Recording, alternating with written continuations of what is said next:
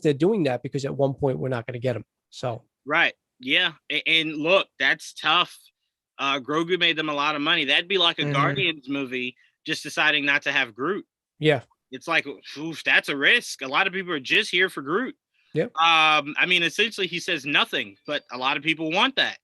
Especially Baby Groot. Especially Baby Groot. Especially Baby Groot. So that was, I assume that was very hard for them to sell to somebody, especially over there in Disney. Like, hey, you guys know how Grogu's making us a crap ton of money? Yeah, we're loving it. Like, good job creating it. It's like, about that. So he won't be in season 3. It's like, excuse me? Now, is that confirmed though? Is that confirmed? That he won't be in season 3? Mm-hmm. Well, I feel like he will be. As far as I'm concerned, season 3 takes place maybe a few months after where season 3 is. Mm-hmm. So I think they're gonna ride the wave of him being with Luke somewhere. I said, if you're Disney, why not capitalize on the best of both worlds? Let me not say everyone. Deep Star Wars fans despised The Last Jedi because of what they did to Luke. Give us a Luke series where it's him and Grogu, where Grogu's on his back like Yoda was in Dagobah. Mm-hmm. And, they're going through life with him trying to recruit more students. He runs into Mara Jade. He runs into Inquisitors. You're building a whole legacy of Luke in a timeline where a lot of people have no idea what the hell Luke was doing. Yeah. So to me, it's like it's the best of both worlds. And then because they're trying to build a Marvel cinematic universe, but with Star Wars, where the shows connect, you have a crossover where Luke meets back up with Mando. Mando gets to see a little older Grogu. You know what I'm saying? That's a little bit more advanced in his powers. So to me, it's like it's the best. Sorry, I do it every time now. Okay, I was just about to say I did that like 5 seconds ago, so I was like, oh man, did I? That's another thing I was thinking of though too. Aging Grogu. What does that do with merchandise, and what does that do with like the just the adorable factor? The people still love Yoda. I feel like. Well, here's the thing. Groot went from 90 to an infant to an adolescent, 15 years old. Yeah. And literally the fan base has been consistent with. Yeah, that's true. Mm-hmm. Yeah, I guess you're right. So with Grogu, here's the thing. He's adorable. We know how ugly Yoda is. So you got to find a balance in between still making him lovable, but not as ugly as we know he could possibly look. Because we've seen Yoda, so especially in Phantom, balance is gonna be the Phantom Menace Yoda. Oh, Yoda! I mean, there's nothing worse than the original movies of Yoda. Yoda in Dagobah gave me nightmares. Ooh, that man was ugly. So my thing is, just real quick, like if they decided to have Luke be a part of the series, like. Would they still do CGI Luke, or are they just like, are casting somebody as Luke now? Absolutely not. You call Kevin Feige and you go, hey, how attached are you to the Winter Soldier? Yeah, Kevin would go, well, not 100%. Why? I don't know, because he just happens to look exactly like Mark Hamill when he was young. Yeah. So we're just going to go ahead and, offer him $800 million so he can be our Luke Skywalker. And Kevin Feige would go, sure, not a problem. Go ahead, take him. At this point, Sebastian Stan's like, whatever Feige wants me to do, I'll do it. And Feige's like, I'm going to hold you to that. I'm going to call you. Well, realistically, you only need Bucky for the 4th Captain America. So, I mean, before, after, whenever they're filming that, he can work around that schedule. For sure. Or, we don't need the movie. Just skip it and, just let him do no big. There's no way that's happening, John. Just saying, just saying, if anyone ever, cared about what my thoughts were. But anyway, all right, let's kick this thing off. Welcome, everybody, back to an all-new episode of Marvel Cinematic Review. We are the MCR of the MCU. This is a pretty, I don't want to say controversial, but this is a pretty divided episode. A lot of people weren't happy with it. A lot of people thought this was just poetry on the screen. So I'm going to introduce everybody, and then I have a question before we go to everybody's thoughts. So first of all, let me introduce, starting with Jamie. What's going on, Jamie? Hey, I'm doing well. Glad to be back. Absolutely. Glad to have you back. And welcoming back Joe. What's going on, Joe? None much. Glad to be back. Best part of the week. Absolutely. I appreciate that. Thank you. You got it. So good. And welcoming back Shekinah. What's going on, Shekinah? Doing okay. How are you doing? I am great. We got to get you a Marvel poster. Do you have one behind you? Oh, there is right there. Okay. Right there. Okay, perfect. So the 2 best Marvel movies. Got you. Okay, good job. Welcoming back also Prime. What's going on, Prime? All good. Missed you guys last week. Glad to be back. Absolutely. And definitely welcoming back. I haven't seen him in a while. Been missing him. What's going on, Clay? Good to see you guys. I know it's been a minute. It's good to see everybody again this week. So happy to be on the call. Rosie also making her normal appearance. She is like, you guys will see me. You will not. Yeah, it's as soon as I turn on the laptop, she's on the desk. It's like whether I'm here or at work, she's a sidekick. Yeah, she's 100% like, you will see me. Okay, it's not just Clay. It's us. Actually, I'm the sidekick. She's the star. There you go. There you go. Works. I'm sure she's over there like, excuse me. You know, I'm trying to fix it. And of course, can't do the MCR without Tia. What's going on, Tia? Hey everyone, I kind of broke my own rule. I'm not wearing green today, but that's because I literally ran through my only 2 green shirts in the first 2 MCRs. So this is now my I have second. Green. This is my second one. So it's like that's it. I know Shekinah is just showing up every single episode. Every and week. you know, honestly, I'm living for it. Every week, watch. There's gonna be one week where Shekinah's like, you know what? No one else usually does this. I'm sick of it. I'm wearing a black shirt, and then that's when everybody will have green, and she kind of like, ah, you guys are committed. I'm committed. Green all the way. She purposely went out to the store to get like more green shirts for I actually this. I have loads of green. Green is my favorite color, so I always have green. So you'll see. You'll see. There is a store somewhere like, hey, didn't we just restock green yesterday? What happened? Shekinah came in. Running out like you see Shekinah running out like the Grinch with like a bag full of green shirts. All right. So before I get into my question for you guys, let's start off with our video intro. Welcome back to the MCR. That's not what I wanted to play. 1 second. As we prepare to break Wow. down Disney. I thought I had my other one there. Okay. Like a bag. Sorry about that. Let's see if this one is it. All right. Give me 1 second. Let's see. I usually always have this prepared, but today I was just like, nope, I'm not going to have it prepared. All right. Anyway, let me get into my question while I find that. Anyway, my question is, we did hear Kevin Feige say earlier this week or yesterday or the day before that with all the good, press about Black Widow, he is not against doing more prequel types of movies. So my question is, I'm going to start with you, Clay. What project of Marvel or character, whatever you want to go by, would you like to see get the prequel treatment after Black Widow? Off the top of my head, I would say Yondu. I think that would it's one that I'm not very familiar with, and I think that it seems like based on what I know of him from the movies, that would be a fun story to tell. But as a general rule, I'd rather they continue the story than go back and tell the prequel stuff. But I think just off top of my head, Yondu would be a good one. That is a very interesting one because I do kind of feel like Yondu is that guy that once you kind of see him fleshed out a little bit more, you're kind of like, damn, this is a really interesting character. And then boom, it's like, oh wait, he's dead? Like, wait, hold on, but you just made him really cool. Why would you do that? So to me, it's like, yeah, it's a little cruel. Yeah.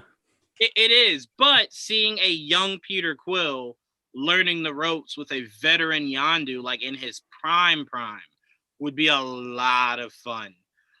Because you saw the beginning of the first Guardians to where Star-Lord is doing something and he hangs up on Yondu, and you see how pissed off that makes Yondu. Mm-hmm. Like all of us know what happens when you hang up on your parent. So I would like to see how that relationship kind of expanded and became what it was. It definitely is one of the best relationships as far as father son in the entire MCU. It's definitely up there as one of the best. So I like that. I like seeing some more from Yondu. Joe, who would you like to see get the prequel treatment? So two things come to mind. Unless we're going to find out more. I think it said it was teased in Eternals. It might be in Eternals, but more backstory or more of like a young Thanos. And Thanos is his being brought up and just learning more about him before we see him, or even the Winter Soldier in where we didn't see the Winter Soldier before, when he gets captured, when they turn him, I guess no, we already saw him kill Stark's parents. Yeah. But I don't know, maybe just more on that. But honestly, I'm leaning more towards the Thanos thing. I would rather see more of Thanos, just more of a backstory with him, and his time on Titan, what happened to Titan and stuff like that. So unless we're going to get that, because I think it's teased that we might get a young Thanos in Eternals. I don't know if you heard that. No, it is possible. I don't know if they're going to go the route. Like in the comics, the Eternals are related to Thanos, but like they don't really know Thanos like that. Like that one cousin that like you don't really claim. Yeah. That's essentially what Thanos is. It's like, no, we heard of him. We don't like he doesn't show up to family barbecues. He's not allowed to anymore. So it's kind of like that. So they may do that. Right. But again, as we know Marvel to be, they skip things that we think are important. So it's very likely that Thanos is not related to the Eternals. Gotcha. But it would be interesting. And I want to further your point. I do not like a lot of people feel as though we've gotten everything we need from Bucky's story. I disagree. I kept saying, I think you can connect Weapon X to Bucky, to the Winter Soldier program. You can say that the doctor that created Weapon X first experimented, was part of the experiment for the Winter Soldier. It's what gave him the idea of creating his own kind of superhero task force. So to me, it'd be perfect. And someone telling me that the Weapon X program hiring the Winter Soldier to retrieve Wolverine would not be a box office just destroyer. Get out of your mind, man. Are you serious? Winter Soldier hunting down Wolverine? Come on, man. That's just like chef's kiss. So I want you to keep that. I want you to keep that because would we get the answer? Would we get the answer? What's stronger, vibranium or adamantium? Remember, his arm originally isn't created from that. It's the new arm. So this would be a prequel. So this would be okay. So it wasn't. That's right. The new arm is vibranium. You're right. Right. You're right. So that arm would be shredded pretty easily. You're right. Pretty easily. So it would be interesting for him to learn that. Like he goes to like put his arm up and like the claws go right through it, and he's just like, oh man, like no one told me that. Okay. So that would be really, really, really interesting. So I'm with you. Keep that. Definitely keep that. There's so much more of Winter Soldier we could explore. Jamie, I'm gonna go to you. Is there anybody that you would like to see get the prequel treatment?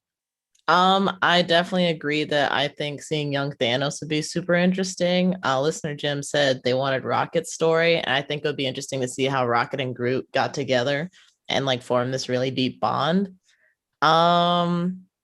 Let's see who else.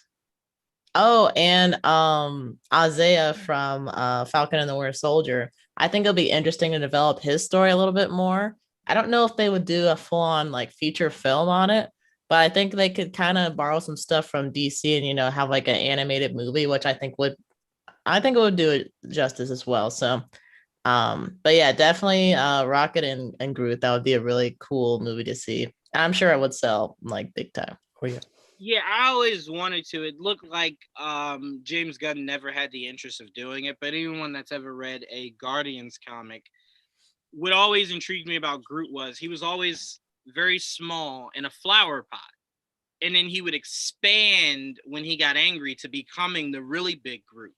So it was always really adorable to see Rocket just holding Groot in a flower pot and them like running through missions. And then like when Groot was angry enough, he would turn into like this huge tree and just start destroying people. So I was always curious, especially when he went to Baby Groot, why he was never like, let me throw him in the flower pot. Because it's just adorable. Like, I mean, seeing him walk is, of course, adorable. But him being in that flower pot, not being able to really get out of it. Oh man, reading the comics of that were so much fun because it's the idea of just seeing that and going, well, that can't really hurt me. And then him expanding, you're like, oh my God. But yeah, no, I would definitely be down to see some Rocket and Groot action. Especially because James Gunn, I think, said a few years ago before the whole Marvel fired him or whatever, that it's very possible this could be a bookend for Rocket's story. He seems very consistent in it's usually an end for someone with his 3 movies. So I don't know how you sell people on a Guardians team with no Gamora, no Rocket, no Rocket, no Drax. It's just, to me, it's weird. Albeit, I will say in the comics, the Guardians team does fluctuate. So you could, whoever you take out, you could add Nova into that group. If they ever, do anything with Sony, Agent Venom down the line. So there's a lot of pieces you can put inside that team.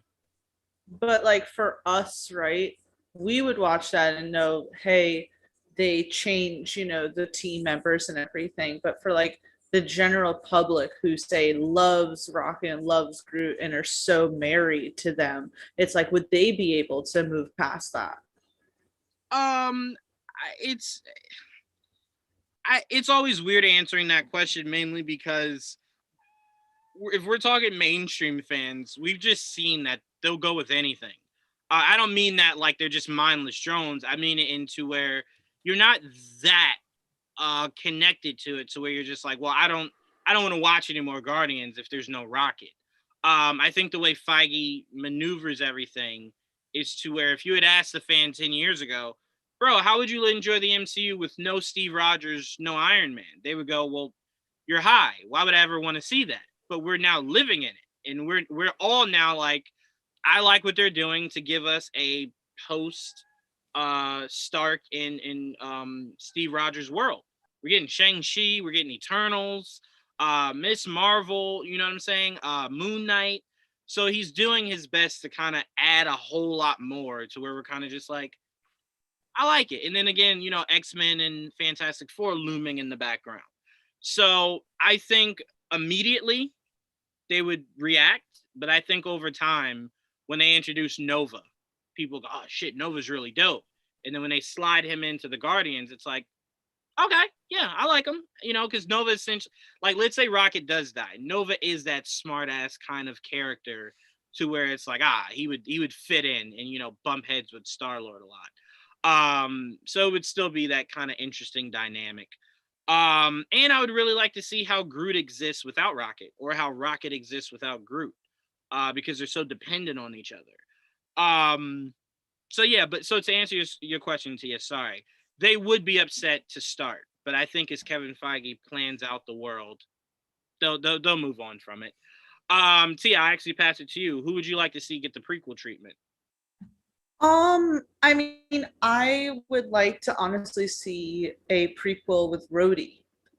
Just like his career, honestly, in the military, him meeting Tony Stark. Like, I think that would be hilarious because Rhodey, at least, still, I mean, Rhodey was always pretty consistent, but even in the beginning of the MCU, very much, a by the book sort of guy and everything with his military background. And it's like how someone like associating with someone like Stark, he's like, Jesus, I went my whole career being, a certain sort of way. And then this guy comes in and he's just, throwing me for a loop. So just to see the beginning of their dynamic would be really interesting, but also getting to explore more of Rhodey, because we really don't know a lot about this guy.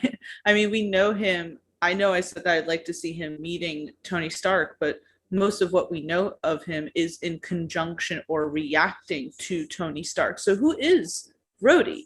So I think that would be interesting. Another prequel, and this may be like so out there and people may be like, who would ever want to see that? But I love the character Ronan. And I always thought that was an interesting character. And I'd love to see the whole thing that started with the Kree, I just like what drove him from being someone who was kind of revered as the accuser and maybe a high-ranking person within the Kree to suddenly moving away from that. And I know we can obviously put the pieces together and understand why he became as radicalized as he did, but I still think it would be interesting to kind of see more of the Kree culture and see more of the planet and kind of how they operate. Because I'm telling you, after Captain Marvel came out, I did like a deep dive on Wikipedia, and it's interesting. It's super interesting. So I'd like to learn more about the, say, alien races in the MCU, maybe with a Ronin story or a Kree versus, Xandar sort of war movie, something like that. Yeah, that would be awesome. The only problem would be they did such a royal job screwing up things with Captain Marvel. Like there's no Captain Marvel, so it's like I don't want to see that intergalactic war without Captain Marvel, like the real Captain Marvel that she actually creates herself in the image of. So I would want him in the center of that war between Ronan and everything. So I would love to see that because visually it would be what we've always wanted from the Green Lantern. Right. Just obviously minus rings and bad CGI, but that intergalactic war, it would be beautiful. Like you said, I think we're supposed to piece it together from Captain Marvel and Guardians of the Galaxy. We're supposed to piece it from that. But I'm with you. If Feige ever said we get a what if episode on that, what if Ronan didn't lose or something like that, I would personally love it. Even a what if episode would be kind of cool. That's another thing. Yeah, I mean, with what ifs, you can really kind of play around and be really creative there. One of the things that I deep dove into with the Wikipedia, and we always talk about how awful Inhumans was, but apparently in the comics, Ronan was like married to one of the Inhumans, and it's like so interesting if they would, obviously Ronan's dead, so I don't know. The fact that those are stories that you'll never see in the MCU. And that it probably may have been done really well as opposed to whatever the hell, what was it, ABC, whatever the hell they did with that. Yeah, that doesn't exist. But anyway, that was always my problem with Feige is that, not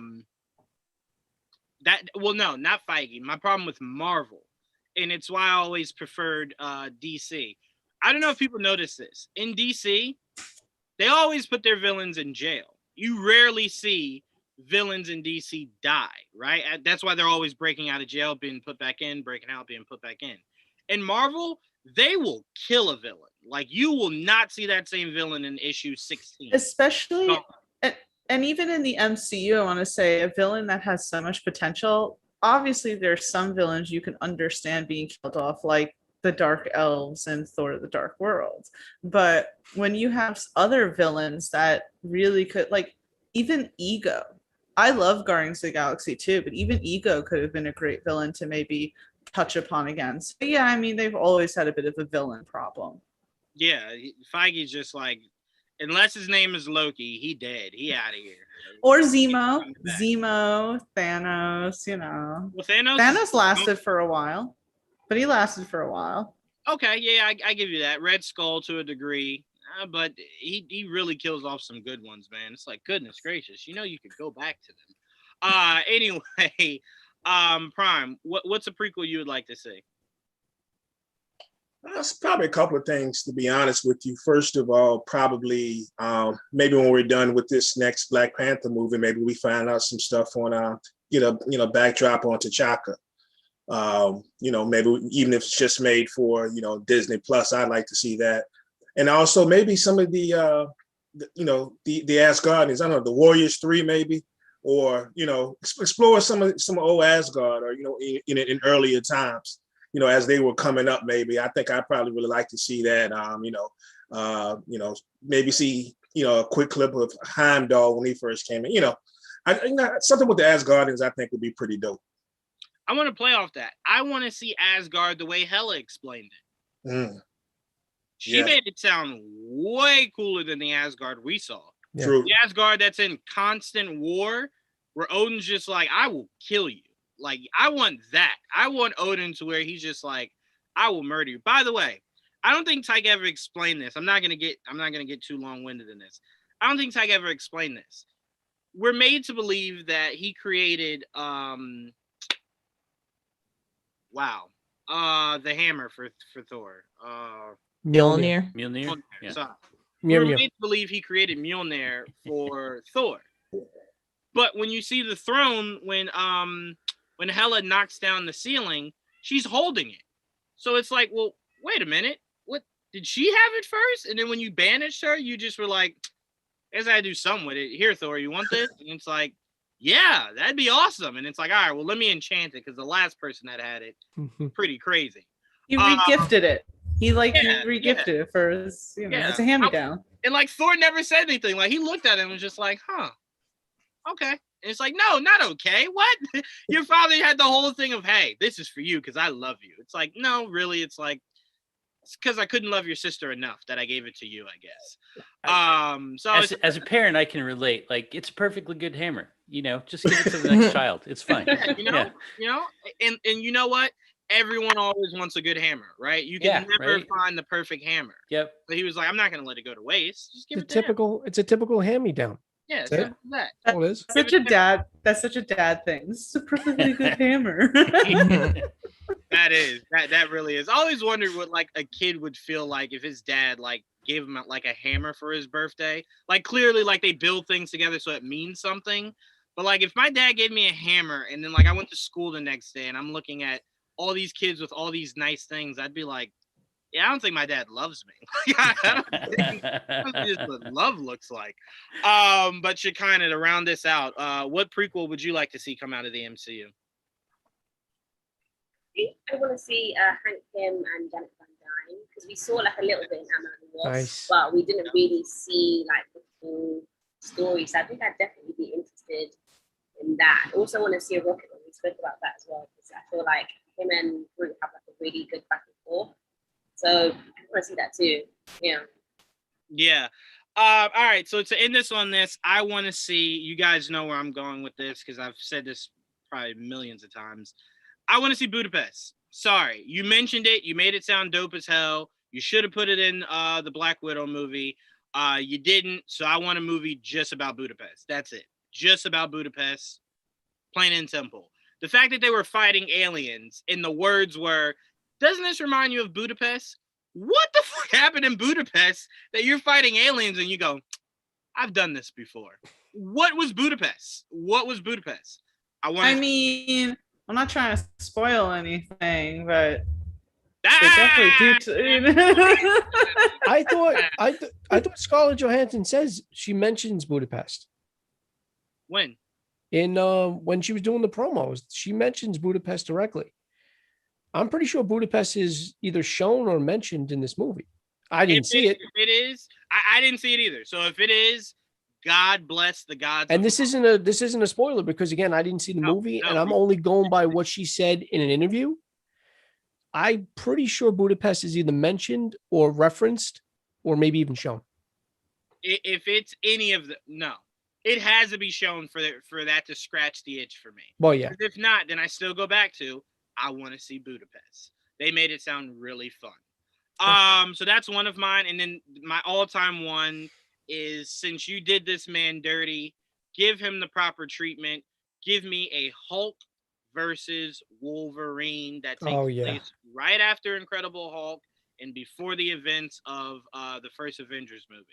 I want it. I want it to where Bruce is seeking solace, trying to become one with the Hulk, when he finds this killing machine named Wolverine, and they just go at it. Who's your Wolverine? Who's my Wolverine? I can't get into that right now. I can't, because there's like a million people that I desperately want.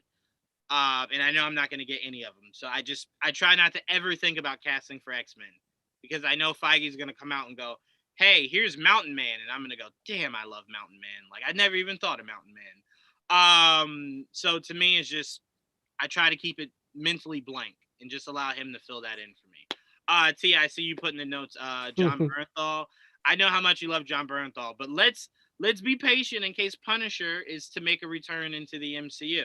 You know, I would love that. I would love that. I'm just saying as a backup in case, Kevin Feige really does this dirty. A backup.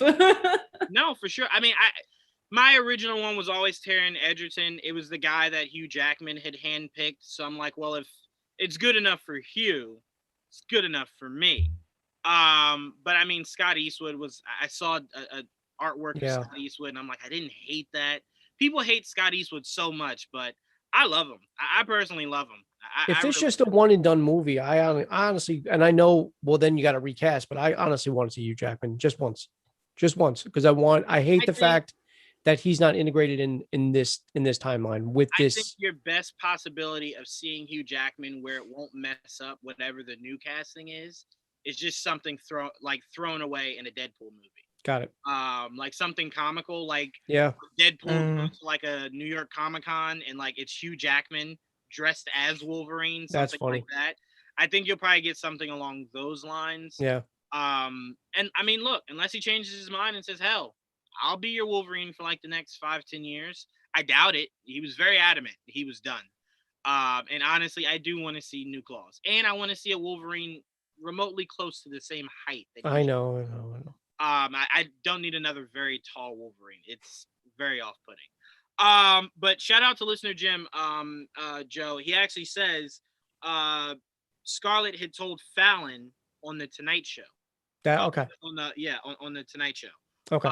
About Budapest. Okay. So she said it. No one's spoiling anything. Yeah, no spoilers. She said. Yeah. I don't know what she said, but neither do I. I just heard Budapest. So, yeah, I knew it was on an interview. I thought it was a promo, but I guess it was an interview with Fallon. All right, cool. I mean, I have a lot of theories on who I think Taskmaster is. So Hawkeye was one of them. So I really do think at the end of the day, here's what frustrates me. You guys remember San Diego Comic-Con where the whole cast came out for Black Widow? Do you remember that there was a guy that they introduced on stage that you've never seen in any of the promo work? No.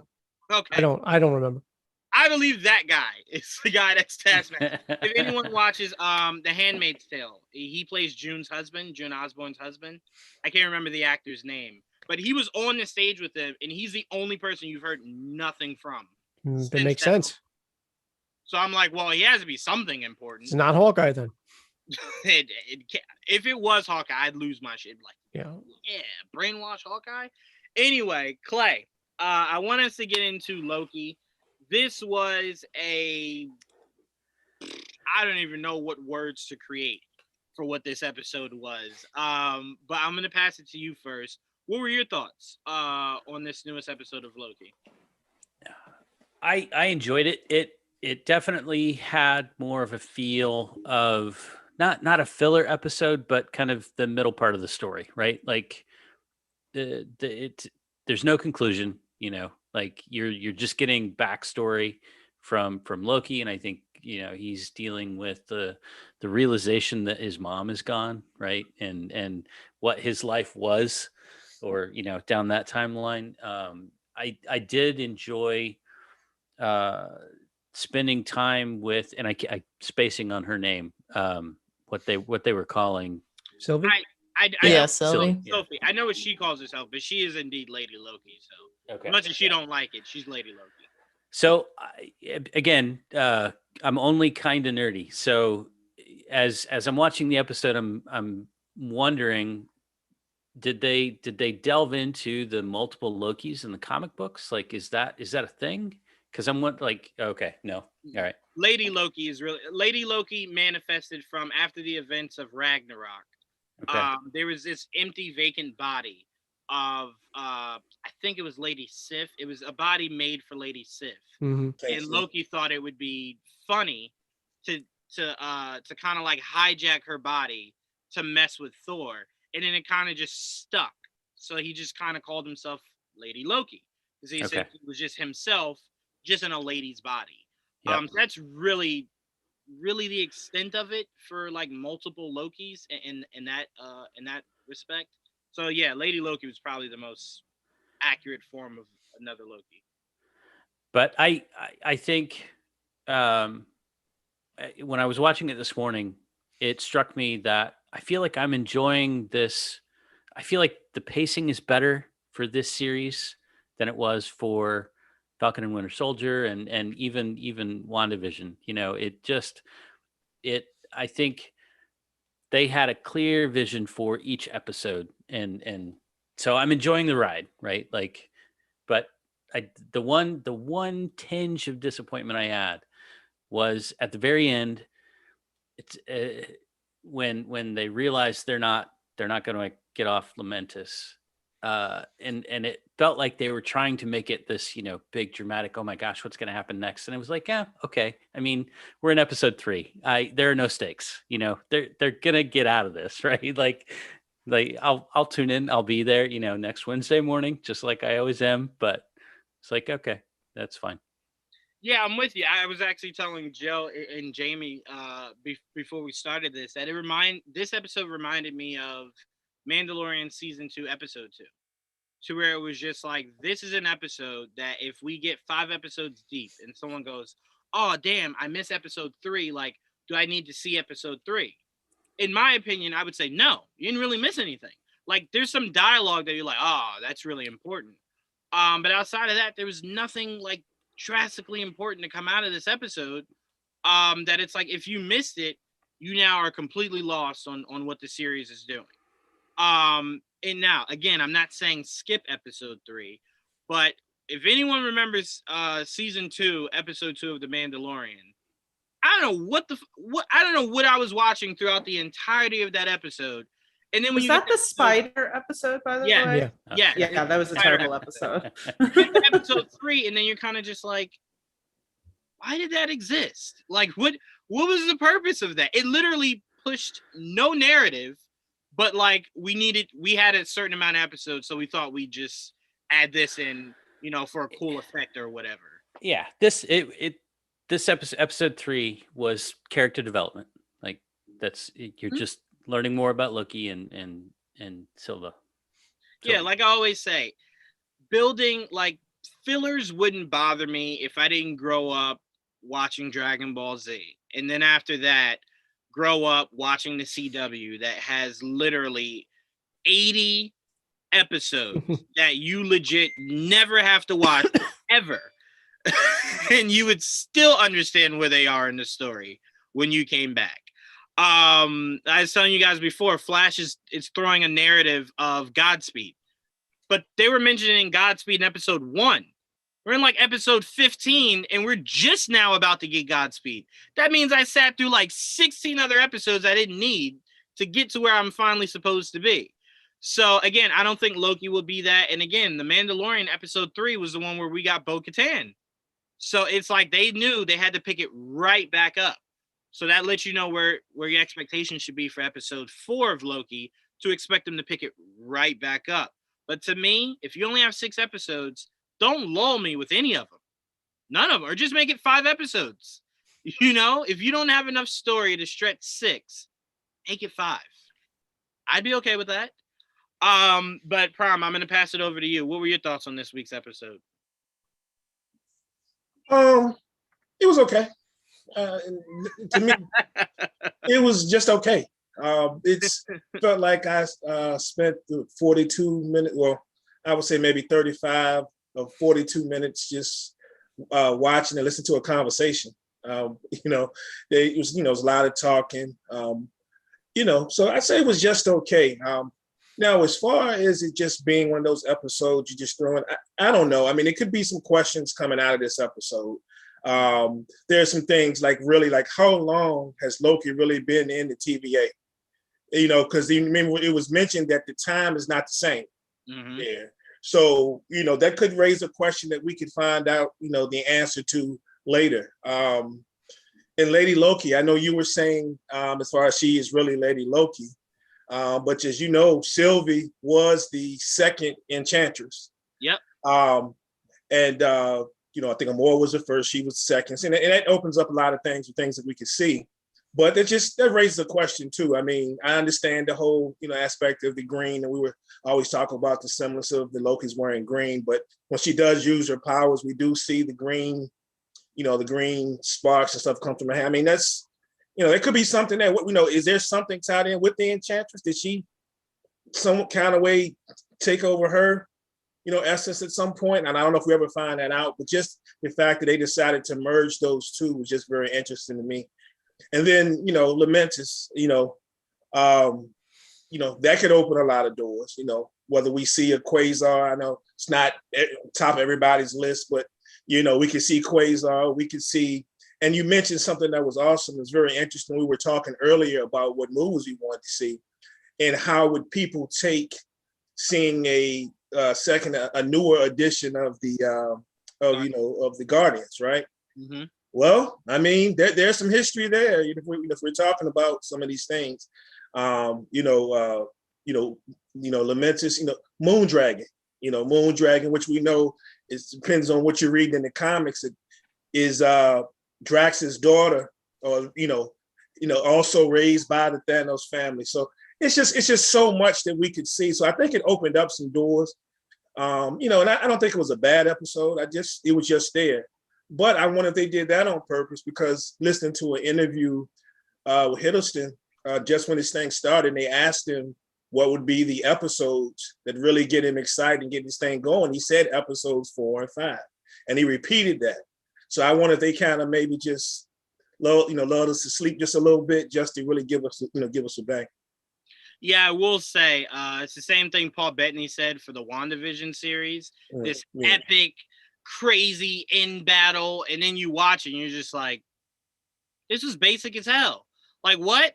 Like, what was he hyping? Seeing Vision and Vision, it was like, okay, cool. seeing Wanda and Agnes, okay, cool. It's nothing like what he was hyping. Right. So it's kind of just like, I don't know, man. I think these actors, because they're a part of it, it's huge for them, like, because you're doing it. So for you, you're like, these are the episodes I had the most fun doing. But as a viewer, I don't know many people that left that finale of WandaVision and said, man, it lived up to everything Paul Bettany said. It was just like... Yes. One question, did anybody get the inclination or the thought that maybe, just maybe, we see Loki's mother again? I thought about it.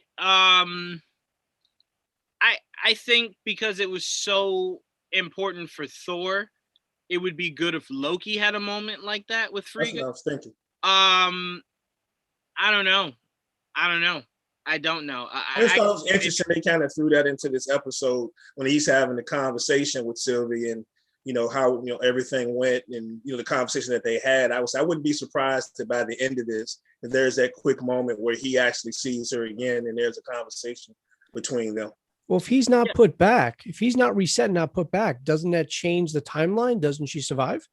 No. Here's the thing. So we were talking about, and this, you guys know I hate time.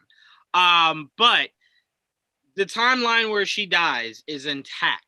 Loki existing does not, well, they're saying it screws up, but it does not screw up anything that has already happened. So essentially, he's still dead. This is a variant that floats around. So the timeline that we know, where Loki died, Frigga died, Odin died, all that still exists. So if you pluck them back in, it doesn't eliminate any of that. You're just plucking in a new variant of Loki. But I don't know. I don't know if this Loki will stay with the TVA for multiple seasons. So what's the danger of veering off being a variant then? If so there's no consequence? The danger is if he exists, it's the looming idea that there's a whole nother branch of a whole nother timeline. It's where all these other Lokis come from. So you don't want multiple different timelines, right, where people are doing different things. But it doesn't change the history of the character up into that point. There could be a variant of Frigga. There could be a moment where Lady Loki kind of has like this thing to where she can kind of like conjure Frigga to where they could have a moment. I don't know. To me, Frigga and Loki having a moment is only important to me if Loki is broken down more. Because remember what it took. Thor seeing Frigga again only mattered that much because he was so broken. He was shattered. And he needed that to kind of repair his whole psyche. So that was very pivotal for him. But as we saw in Thor Dark World, when Loki found out Frigga died, it tore him apart, but he quickly rebuilt himself. So it obviously didn't affect him as dearly as he makes it sound. Because remember, Frigga died and he still screwed Thor over. Mhm. So it wasn't just like, damn, our mom died. Like, I should reevaluate how I'm going about life. It was like, nah, it wasn't really my mom. You know, it was kind of like that. So we know he loves her, but True. would that moment really ignite anything different in Loki than what we know he's just destined to be? But go ahead, Prom. I'm sorry. Well, I just had two quick questions for anybody. And I don't know, maybe somebody was going to get to this and ask this question, but two things. One, do you guys think that the time pad is really broken? And two, does he have the Mind Stone? I mean, the Time Stone. I wondered about the pad, Go ahead. but the Time Stone is an interesting one. But yeah, I'm curious if, because when the episode ended, I wondered if that's not going to be the device ex machina, right? That he's going to pull it out and be like, we can. Did you guys pick up on that scene? Now, I watched other YouTube videos because I want to see if anybody else talked about it, and they just basically chalked it up to him using magic. But did you notice how it almost looked like, and it when I rewatched it, it looked like it could have just been magic. But when I first watched it, it looked like he rewound time. When that thing was about to come and fall on them, he basically just stood. Yep. And I thought at first it was telekinesis. Easy. Yeah. But it looked like he rewound or just pushed it forward. I don't know. Yeah, I think it was more so just magic. I think I think this Loki is and again, I told you guys this last week. I think for every Loki he comes encounter with, he just picks up more magic. It's why he was very interested in asking her, how do you do it? Yeah. And she's very adamant on, I'm not just going to tell you that. So I think I think his magic is kind of like the closer he gets to these variants, I think his powers are really starting to expand to where he can do more. Because even the Time Stone again, he doesn't have the Time Stone, he has a Tesseract. If he took the Tesseract with him. And that doesn't control time. But if he stole a paperweight that was the Time Stone off of somebody's desk in the TVA, does that work? Yeah, right. That's what I was thinking. If he stole that, then yeah. But I don't know. I think if he was going to steal anything, it would have just been the Tesseract. Because like if you go back and watch the episode with the whole thing with the paperweights, right? You never really see it hit. I mean, it does make like a little bit of a noise, like he dropped it in there, but you never see it. Right. So I don't know. No, it's possible. Shout out to Brandon. He says Mobius saves them was my first thought.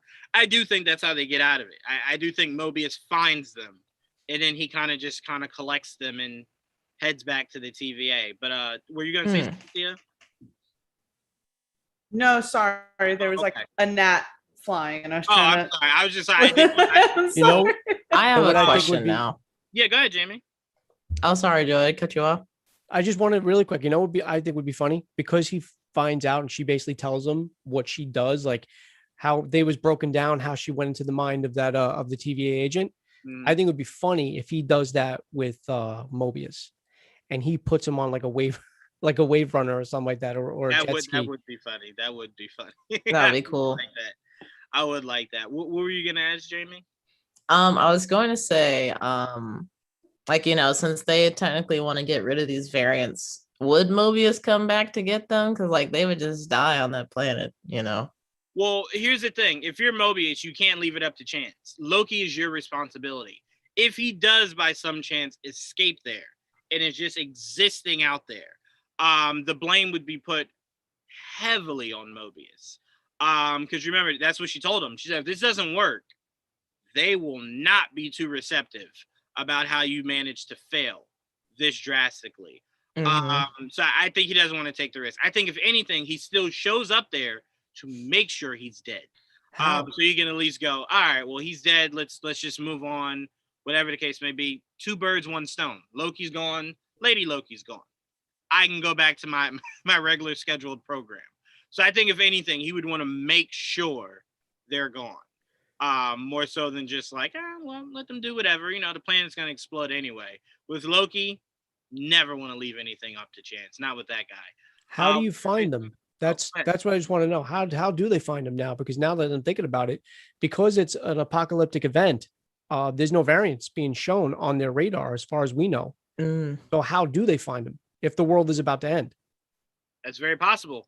We've already seen. Not really. I don't know. I don't know. It's why I told you I hate this. I don't know. I have no idea. Not even the slightest. Shekinah, I'm gonna go to you. What are your thoughts on this episode? I agree with everyone's saying. I sort of felt like fillery, kind of, but I feel like it was still important and that we got to learn a bit more about Sylvie and how she was raised a bit differently from Loki. So I think it was still important. And I also think visually the episode was actually like 10 out of 10. Like that Lamentus panel was so like bright, beautiful. And even the way they filmed, like with the explosions and the way the camera shook when it exploded, it felt like you were there, like in the scene as well. So I feel like, as much as you said the story wasn't good, I still think all round it was still a decent episode. So no complaints from me. Yeah, and I mean the only thing that I really cared about in this episode after seeing the full episode was Loki. Her telling Loki that they're just variants. All those workers at the TVA are just variants. They're real people. Like they're not like born in the TVA, raised through the TVA. They're just regular people. And the only reason why that matters to me is I told you guys last week, it's very possible that the Time Lords don't exist. It's a Wizard of Oz scheme. It's like if you read the comics, the Time Lords were created by someone. It wasn't just like a big boom and they came into existence. Someone created them. So it's very possible that they go into whatever this bottom level is, and it's this old wizard or whatever the case may be that created the illusion of the Time Lords. Oz, man, Say it again, Prime. Well, Wizard of Oz on it. Yeah, that's what I'm saying. That was the first thing I thought when they kept saying, well, no one's really seen them. It's like, well, that sounds just like the Wizard of Oz. So, I wouldn't be upset. I wouldn't be surprised. It would kind of just be like, all right, clearly you guys weren't going to really do the Time Lords. But yeah, I mean, that was my biggest issue with this episode is she was making a beeline for the Time Lords. And then it was just like, nope, we're deviating completely. We're deviating to something completely different for this episode. And it's like, all right, episode 4 just better smack. It better hit, man. It better be very, very, very good. But yeah, that was the biggest thing that really stood out to me in this episode. Everything else was kind of just like, whatever, just whatever. Shekinah and Prime, though, anytime you watch The Flash and it's like, this episode is just about Barry and Iris, you're just like, take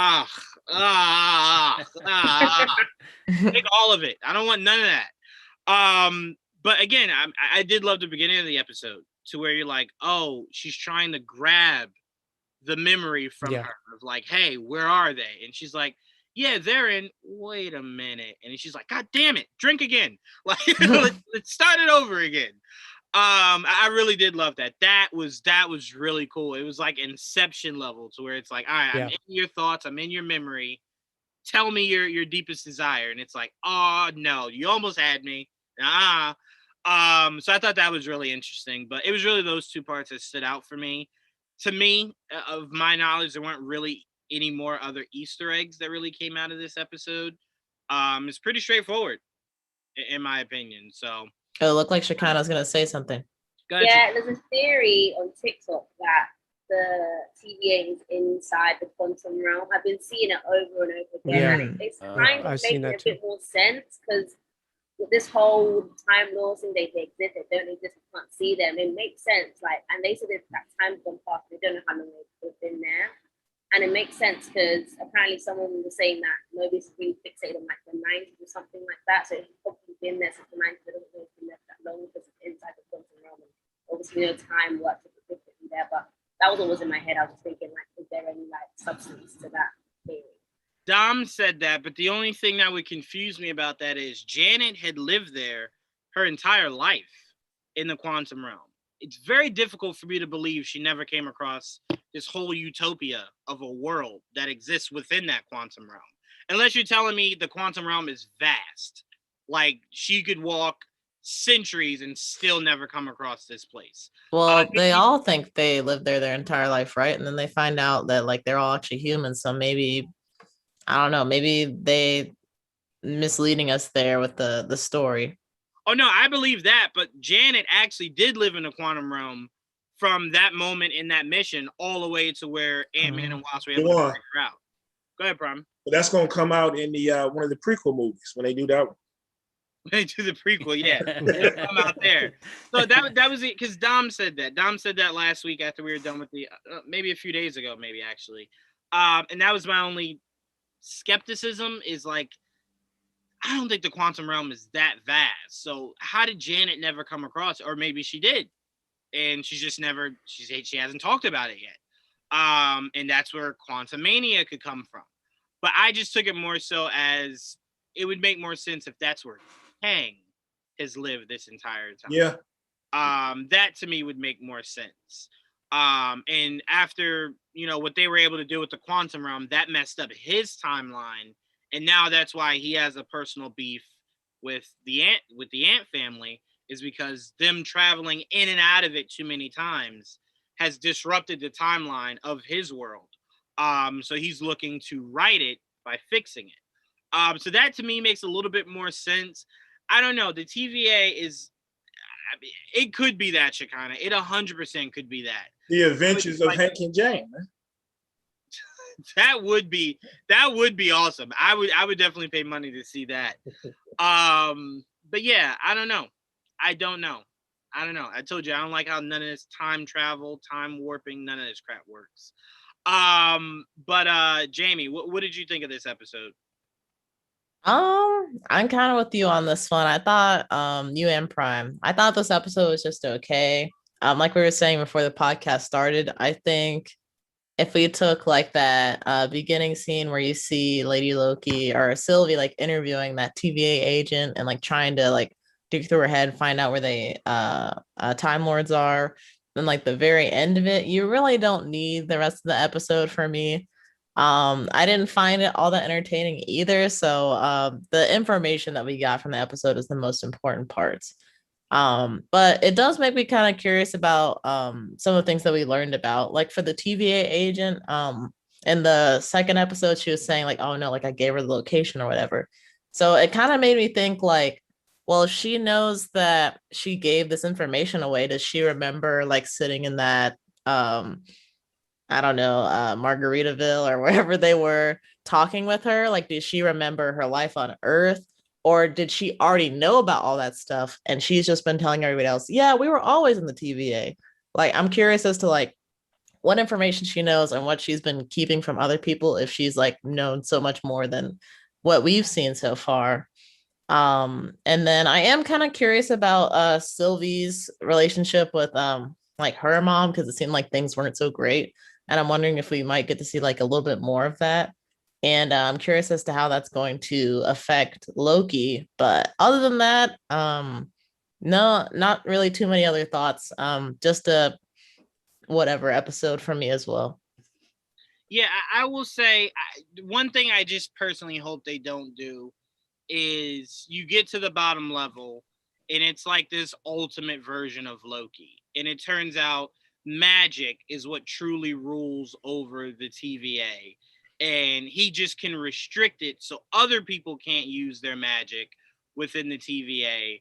But the same principles still matter. So like cosmic weapons and stuff like that have no effect there. Because you have to imagine there's a spell over all these variants. Because you're not just telling them like, hey, forget that you were a human and you had a past life, you just work here now. Like, no. Mm-hmm. And obviously no one's that afraid of death to where they're just like, I'm gonna live out this whole lie and just pretend I never existed before. Like, no, someone would have had to have fought back against the system. In my mind, some kind of magic is going on here. But I don't know. I don't know. It's so confusing. I would say to your point, Jamie, I would assume she only remembers the Margaritaville. And that's how she knows she gave her the information. That's the extent of her knowing what's going on with any of this. is that once she got everything from her, it kind of extracted her to where she's like, she only remembers, shit, I gave her the information. So I think that's really it. I felt like she had an awareness there too, right? That she was divulging that information. So I think that it didn't trip me up that when she was back in the TVA, she's like, oh crap, you know. Right. I remember giving away, like, I remember she tricked me into giving away that information. But your point is really like, I'm like going around in circles now thinking like, well, if she was familiar with that setting, then does she remember being, you know, a human, right? And logical. Yeah. So the can of worms has been opened, Jamie. I'm going to be noodling on that for a week. Yeah, because it's making me think like, you know, if there is a situation where she does know this information, then like maybe the founding members of the TVA, like, okay, like we're gonna be the agents and you three can be like the Time Lords or whatever, and just like, you know, hang out and chill, and we'll do the grunt work. I don't know why anybody would say that, but maybe they said that. And I'm just curious as to how like they decided what variants to take in, because you know they were pruning other variants. So like, who's qualified to become a TVA agent? Well, why do they need this? What's wrong with the multiverse? I don't know. I think they explained it in the first episode. I think when Miss Minute said even being late to work can cause a variant.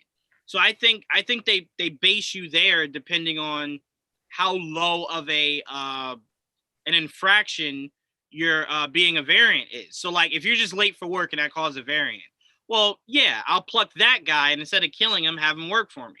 But if you did what Loki did, it's an automatic termination. Like you have to go. I can't risk having you get too much information or cause any trouble. So I think that the humans there are probably people late to work or, you know, certain things like that they're like, I don't really need to kill you for that. I'll just maybe just put you to work. So I think all those variants that, like, especially that guy that was talking to Loki about the space rods, he seems just harmless as can be. He was probably one of those guys that was late for work one day and then landed there and was just like, really? I'm here for that? And then they brainwash him and put him to work. So I think that 100% is probably what can get you a job there in the TVA. Call it a job. But I'm more interested. Like clearly you don't like your own job. Come work for us. You were late. Right? So. Yeah. Come on. But no, I mean the thing that clocks in my head the most is we saw when the timeline just went crazy when she dropped all the bombs into the different portals. Yeah. I was really interested in the fact that that's not something that would warrant the Time Lords to get involved. Like you would think them exploding multiple timelines would be a quick fix for the Time Lords. They would show up, snap a finger, things are back to normal, and everybody goes back to business. But for them to not even think this is important enough is like, well, God, what gets you out of your hole? Like what would happen? Well, what would need to happen that would get you out of your hole down there? So that's why, again, I really do think it's possible. There's nobody down there. There's absolutely nobody down there. It's a myth. It's a myth that literally no one followed up on. It's like when people tell us that we evolved from monkeys, but then don't explain how there aren't more humans giving birth to other monkeys. So it's like one of the things where it's like at some point people just went, yeah, okay, sure, and then just left it at that. But yeah, it's I don't know. Like I told you guys, when it comes to time travel and multiple timelines, it's when my head starts to get like throbbing really badly. I hate it. What was she saying when she first came out? She was saying something about it not being real or something was real. Was she trying to not justify, was she trying to just basically talk herself into it, whether what she did was real or not? Was that what she was saying was real? I think she was trying to say that what was happening is like where they are isn't real. Like she knows that's a memory of nothing that she's experienced recently. Got it. Okay. So I think she was trying to say what's happening here isn't real. It's why she kept snapping herself out of it to where it's like, yeah, they're down. Wait, no, hold on. Like, you know what I'm saying? I think she was fighting it. And she understood that that's not real, but it could go to Jamie's point of being in that memory might have triggered something for her to go, this seems familiar. Like where was I? Like when did this happen? Kind of thing. So I don't know, but I do want to go back to before I pass it to Tia, a quick point Prime made before. Enchantress Prime has become my female Mephisto. Anyone that knows me knows I've been asking for Enchantress for I don't know how long. She is very important. I didn't understand why they went with Hela and not Enchantress for Thor Ragnarok. It was just like, wait a minute. Scourge is Enchantress's hitman. Yeah. How did you do? Like, I only thought Hela made sense because I thought she was going to die and become the manifestation of death for Thanos. And when she didn't do that, I was just like, why? Why not Enchantress? Exactly. That just made literally no sense. Like, anyone that knows the comics, Hela is Loki's daughter. Why did you spend this whole story of her being his sister? You could have just did Enchantress. I didn't understand that, but I'm sorry. Go ahead, Tio. Quick question with that. Do you guys think that the reason why they didn't use Enchantress for Thor Ragnarok is because Ragnarok came out in 2017 and Suicide Squad came out in 2016 and they used an Enchantress in that, and maybe there's something with Marvel that they're like, oh, we don't want to do that because it just came out a year ago. I don't know. I actually think I thought think that a little bit. I say this: if that's the case, that's a good thought. I will forever hate David Ayer because that was the worst possible Enchantress you could have given us of any form. So it's like, well, we miss out on a good Enchantress for that. So yeah, no, I will forever hate David Ayer if it turns out that is why we didn't get Enchantress. I said that on my review. I said because we were talking about Enchantress and stuff, and I basically said I think the reason why they didn't go the I don't think this is going to be Enchantress is because of the fact, and I was talking about this series. I wasn't even talking about Thor Ragnarok. I basically said I think it could be too confusing because we've already seen Enchantress in the DC world, and I just didn't know if they wanted to go that route. I will also point out we never know the process, but these movies are planned out well ahead of time. Mm-hmm. So Feige's plan for Ragnarok could have existed before David Ayer's plan of Suicide Squad. So it could have just been Taika didn't want to use Enchantress. Mm-hmm. That's very, very, very possible. But to me, it was just like, well, don't use Scourge. Like, especially the way they use Scourge. Like, that's not Scourge. With the shake weight? What? With AK-47s? I thought it was hilarious. Des and Troy. From a place called Texas. It was terrible. Des and Troy. Sorry, it was so great. I know I'm not the only one. I'm sitting like, come on, man. You know what? He tried to bring girls to like that one little Bifrost and everything. Like, I love that. But I will always say, everyone always tells me the characters I care about, no one cares about. I fought tooth and foot about how flimsy the Black Order was in Infinity War. Like, they just ran through them like they were nothing. Mm-hmm. I think what upset me the most was when Corvus Glaive died. What pissed me off was, if anyone knows the comics, Corvus Glaive can't die as long as his staff is intact. Yeah. If his staff is intact, no matter what you do to him, he cannot die. So when he died holding the staff, I was just like, they didn't do them any justice, man. You had one of the Black Order die alien style, and I'm just like, oh my God. Why does Feige hate all the characters that I love? Why? Anyway, I'm starting to take it personally. Feige has a thing against me. I'm really starting to take it personally.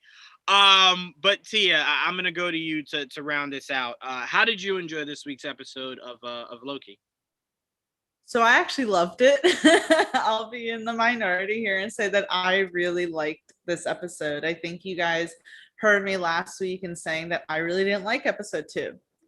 So to me, I really liked the pause in story to get that more dialogue. I enjoy dialogue in movies and TV shows, and to have these moments between Loki and Sylvie, I really enjoyed it. I enjoyed them talking about Loki learning his magic from his mother. I liked seeing how different things were between Loki and Sylvie, which really got me curious. Like, who is Sylvie? Why is her upbringing so much different than this Loki's upbringing? So I thought that was very interesting. I kind of enjoyed just the fact that they had to work together. I like that Sylvie enchanted, like, didn't work with Loki, obviously. Yeah, I mean, I liked a lot about it. I liked that they finally confirmed that Loki is bisexual. To me, that was a big thing to see in a Marvel, medium in Disney, for them to just blatantly say it. And it wasn't buried, but it wasn't, say, too crude or anything like that. It was there. And that was it. And so, I mean, what a character to do that with. So I thought that was really good. I was shocked when you found out that the TVA agents were variants. My boyfriend, who was watching it with me, was like, well, yeah, duh, of course. And I'm like, well, just like Mobius said, they were created by a timekeeper. So I'm starting to think either what Juwan has said, that the timekeepers may not actually exist, or if they do, they're not such nice people. I like the beginning of the episode, how it kind of had this like manipulation factor and showing like how Sylvie gets into people's minds in order for her to get the information that she wanted. It's like I believe it was Prime who said, we know that they're not dying on this planet, so we know that the stakes aren't necessarily real, but I still kind of had, sorry, go ahead. No, just really quickly, we know he won't die on this planet. That's we don't know that she won't die on this planet. I don't know how important she's going to be over the course of the next 3 episodes, because remember, we still at some point have to see President Loki. Right. So I'm like, I don't know if that's a variant or if it's just this Loki taking over a pocket of time. So I don't know how important she is for the long term of this show. So she may die, and her dying might be how he's able to get off the planet. That's very possible. I just liked the end of it. Also, I was a little frustrated with it. It was a nice cliffhanger for an episode, but I still was like, damn it, that's how they're ending it. Of course, they're ending it like that. It made me immediately want the next episode. I like the visuals of the entire place. I loved how Loki tried to become that one woman's like abandoned husband, and she's like, he has never said anything like that to me in 30 years. I know. I was lucky, like, damn, that's sad. Right? Like, you should have just welcomed him in, like, yes, you changed. Oh my God. Yeah, right? After 30 years. The saddest part about that was what Loki said wasn't even all that nice. So it's like, well, what does he say to you? What did he say to you every day? Like, even that was something impossible for him to say. Yeah, so I like that. I like the parallels between Loki and Thor. When Loki had the drink of whatever he was drinking, he was like, I like this, another, and slammed it onto the ground. Very Thor with coffee. Yep. Loki is definitely me when I'm drunk, where he just wants to obsess about food. So, I related to that. I don't know. I like the little pause in this series. It makes sense with 6 episodes to have the middle episode be the episode that's kind of the nice little pause, find out more. And I hope to see more magic. I thought that was interesting. There was a moment where they're running through the town. And I think some pillar or something was going to fall on Loki, and he was able to like force field it. And I'm like, when has Loki been able to do that? So I thought that was interesting. The green glass he hasn't been able to do before either. Right, yeah. So we did get a few things that Loki has not done before in this episode. And I mean, there was a degree to me that, they tried to explore classism a little. It reminded me very much of the Titanic. And then, them saying it's always the rich who get on, and almost a little Snowpiercer as well, by the way. I was just about to say that. I immediately said, dang, maybe I should watch this movie now. Because I'm like, Loki is diving right into that. And I want to say that maybe I was just being a little too naive or hopeful. But I did hope a little bit that they were able to get that ship off the planet. And then as soon as you saw the asteroid or whatever going, it's like, oh, and the kind of the silence there where everyone on that planet realizes that they're all going to die. Yeah. And that no one's getting off, and Sylvie just kind of like turning around, walking away. And I hope she went and got like some alcohol, because that's what I would do if impending death and doom was happening. So I will be the like only one here who actually really liked this episode, but it's okay. I understand everyone's like points that they were mentioning.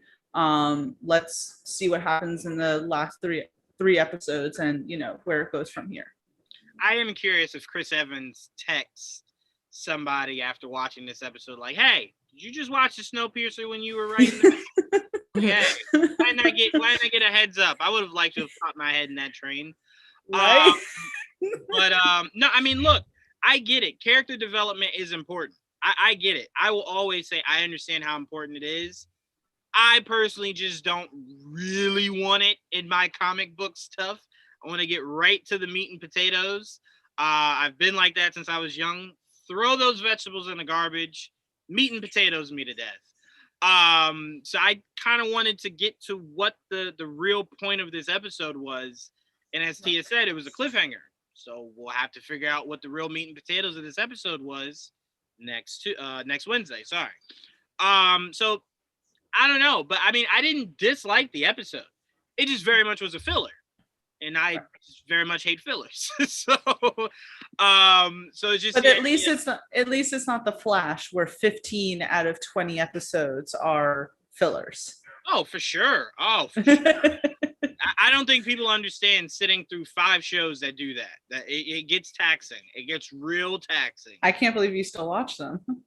They're good. They're not bad. It's just you ever go to like you ever see those shows where they pull up the somebody's storage unit and it's like, it looks like there's nothing in there. And by the end of the episode, Storage Wars. He finds like $8,000 worth of stuff, and you're like, oh damn, I would have never expected that. That's what the CW is. You will find $8,000 worth of stuff. You just have to sift through all the useless stuff in there, and then you find those golden moments. But we got Patches. What's going on, Patches? Hey guys, how you doing this evening? Good. They're good. So excellent. We were kind of like 80-1, Tia being the one of how we felt about this episode. Okay. I liked it too. I didn't even tell you guys how I liked it. Oh shoot, Joe! I thought it started with you, Joe. No, you got my. I'm so you sorry. know why? Because I remembered I started telling you how I felt before you went live. That's what it was. Yeah. Okay. So Juwan was ready. Juwan was ready to like peace out and be like, and that's our show, guys. I liked it too. So just to catch me up, was like, oh, it wasn't great. She was like, I liked it. Everything else, and everyone's like, all right, that's the show. Deuces. Is that basically what happened? Or no? So where we were at was no one hated this episode. A lot of us just felt like it was a filler. Okay. And with fillers, it's kind of just like, well, you didn't really need it.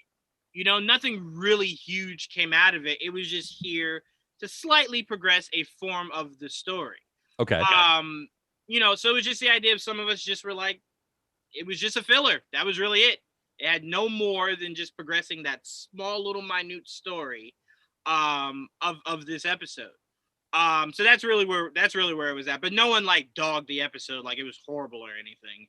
It was just the idea of you don't need fillers in a 6-episode season. No, it just doesn't make any sense. Just make it 5 episodes.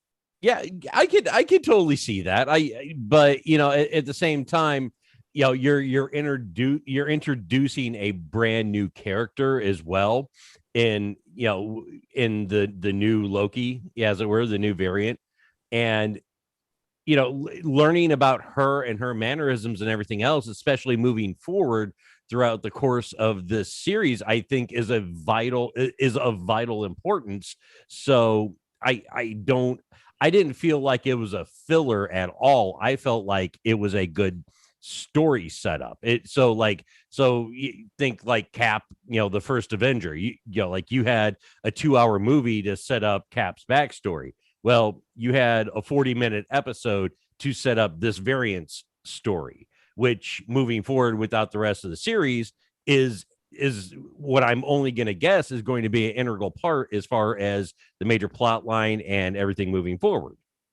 Well, my flip on that would be, we had a full season of Agnes only to get 15 minutes of her actual backstory.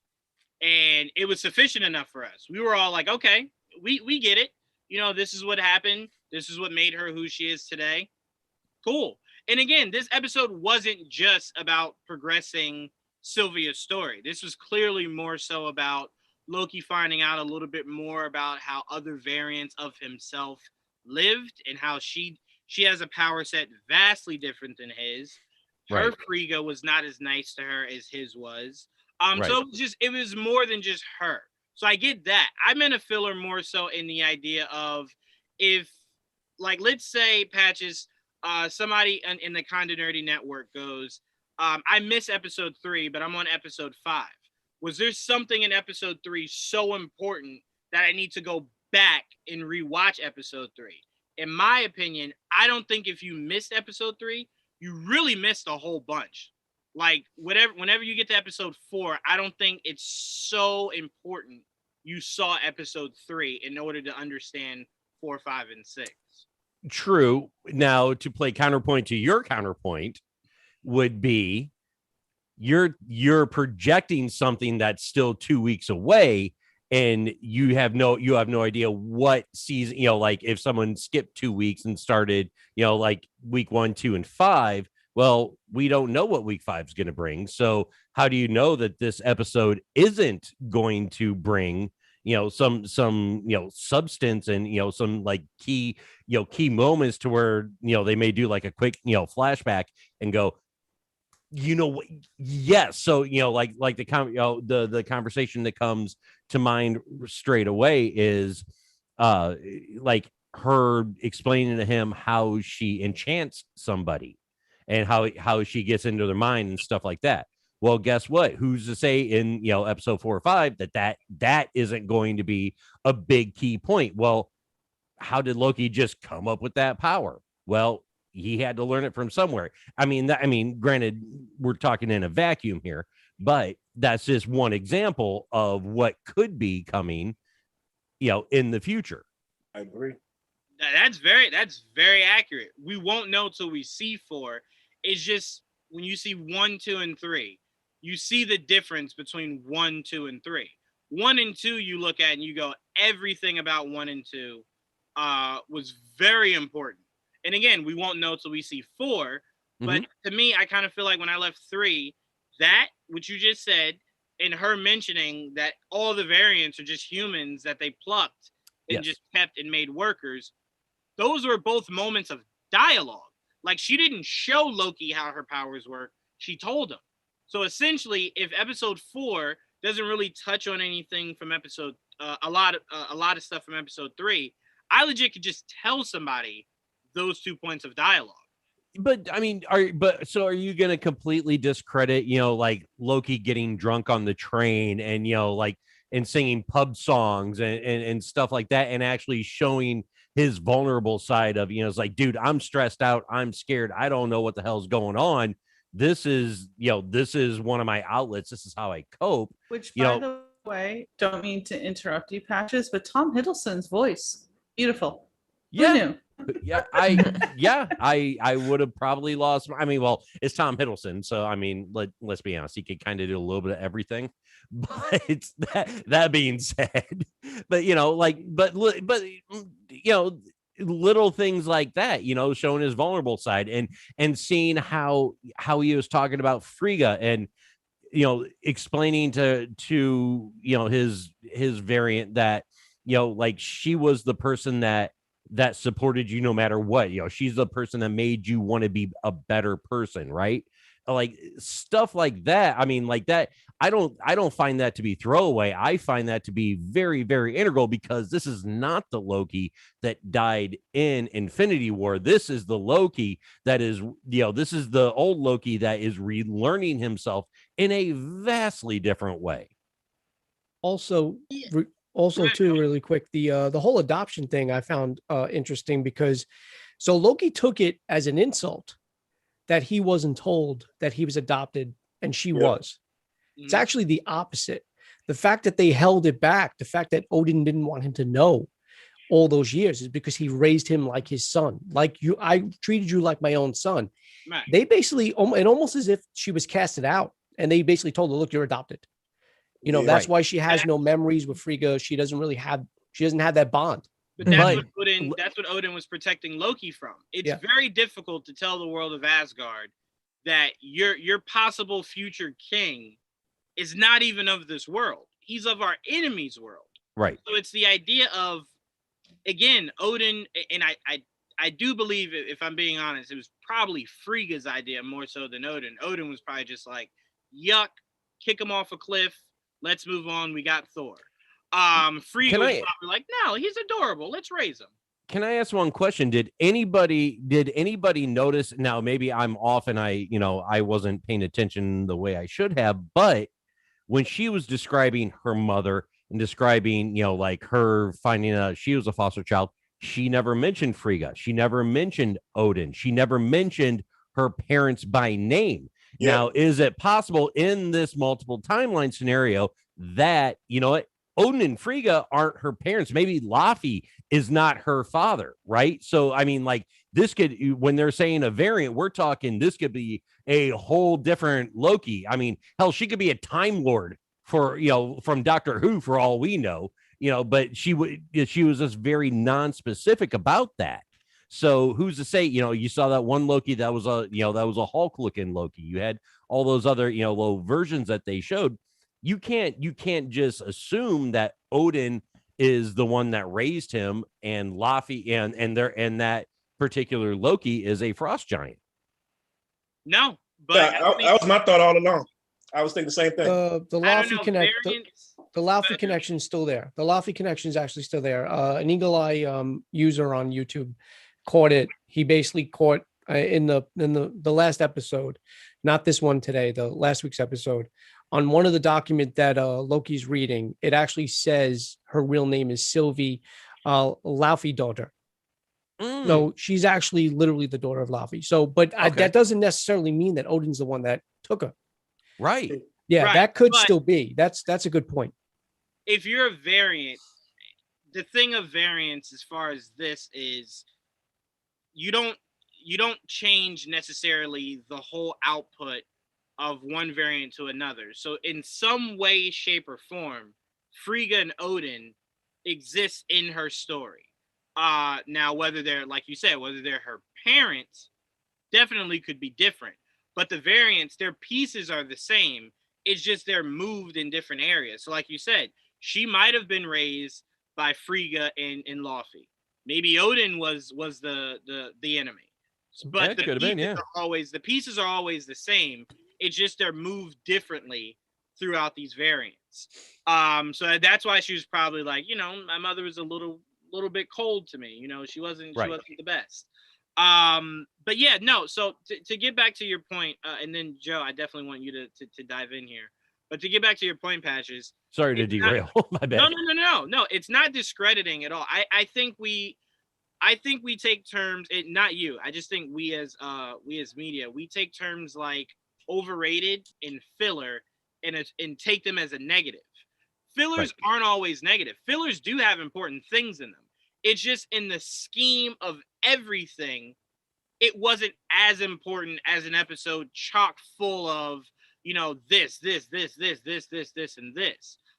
Like someone would make an argument, we were saying before, Patches, episode 2 of season 2 of The Mandalorian, someone would make an argument that episode did serve a purpose. It served a purpose to her eggs. It served the purpose to us seeing Grogu eat the eggs. It served the purpose of us getting X-Wings in this show and X-Wing pilots. So there were things that some people could take as important, but in the grand scheme of things, the very next episode was a billion times more important than episode 2 when you saw Bo-Katan and the other Mandalorians show up. Correct. So to me, it's not always a negative, but sometimes it does lend itself to the idea of it doesn't have as much meat to the bone as something else. Hence why it's more so like not really that important. It doesn't make it a bad episode. It's just wasn't as much meat on it as you would expect it to be especially in when you only have 6 episodes to play with. Well, let me ask this because for just one question, and I apologize, Joe, but good. One question would be, and we talked about this during the Falcon and the Winter Soldier, as Marvel, right. But we talked about that filler the one possibly potentially 2 filler episodes in that 6 episode season of Falcon and Winter Soldier.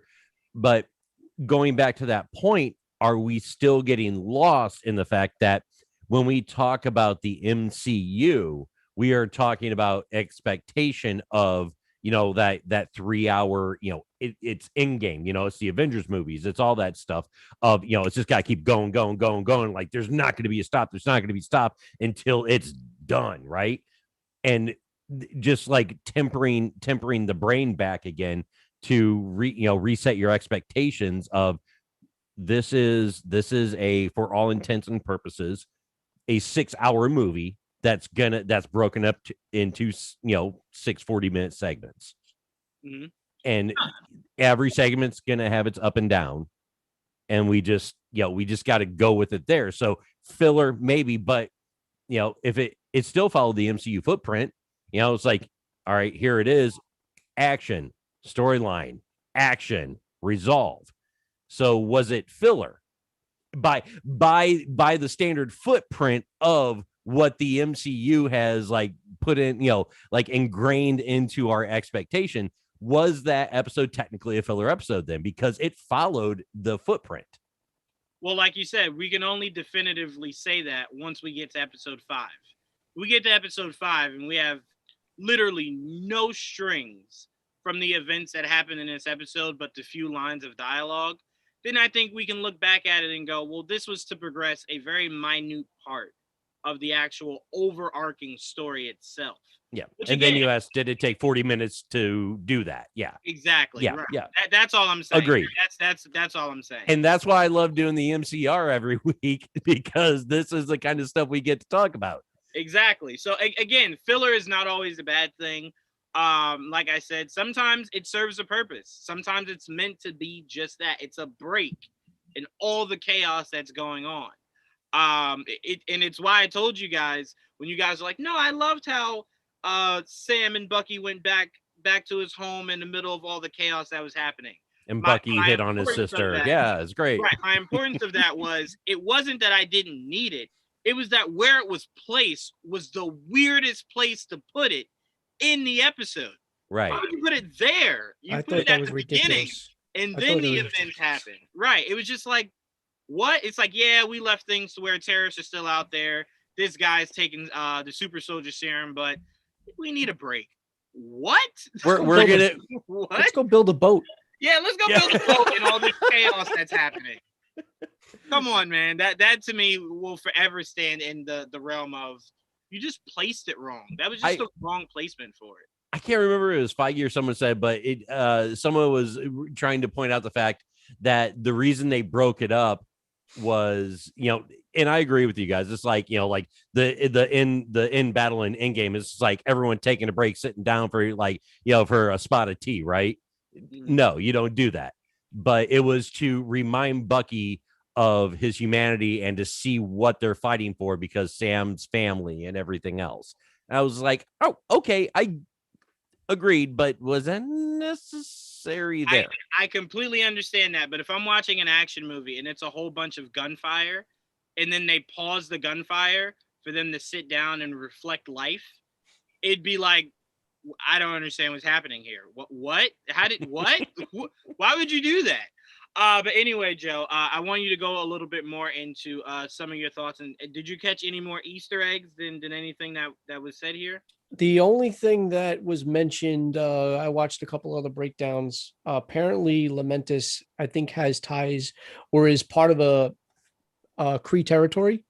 So there were supposedly within the city itself, there was some Kree writing or maybe even Kree things that I mean, I don't speak Kree, so I have no idea. I don't think any of us do. Yeah. Dude, who invited Joe?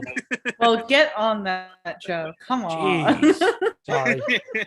Joe did make it sound like, hey, I don't know, but there might be some of you guys out there that's great. I mean, it's like if we were doing It's like if we were doing a Star Trek podcast and there's like Yeah. the one person who speaks Klingon. Yeah. And it's like no one knows Klingon, dude. No one knows. But look, I love this. I all right, maybe not love, but I did like this episode a lot. I actually liked it a little bit better than episode 2. I actually think we learn a little bit more in this episode than we do in the last. Now, it may not be something that's groundbreaking or exponential to the story itself, but I do feel like we learned more. Everybody loved last week's episode, but only the last couple of minutes when we got the reveal of Lady Loki. Other than that, the episode dragged a little bit. It was a slow burn. This episode, although I do love Mobius and Loki's interactions, I like that they took a break. I like that it was him and her this time. Love their interaction. I love the apocalyptic elements. There's just that feel in Lamentis. When that moon was crumbling over their heads, I actually felt it. Like I was like, wow, like that's, to me, I know they weren't in any imminent danger. I get it. You know, the stakes weren't high. We know they're going to survive, or at least Loki is. But it still felt real. It still felt good.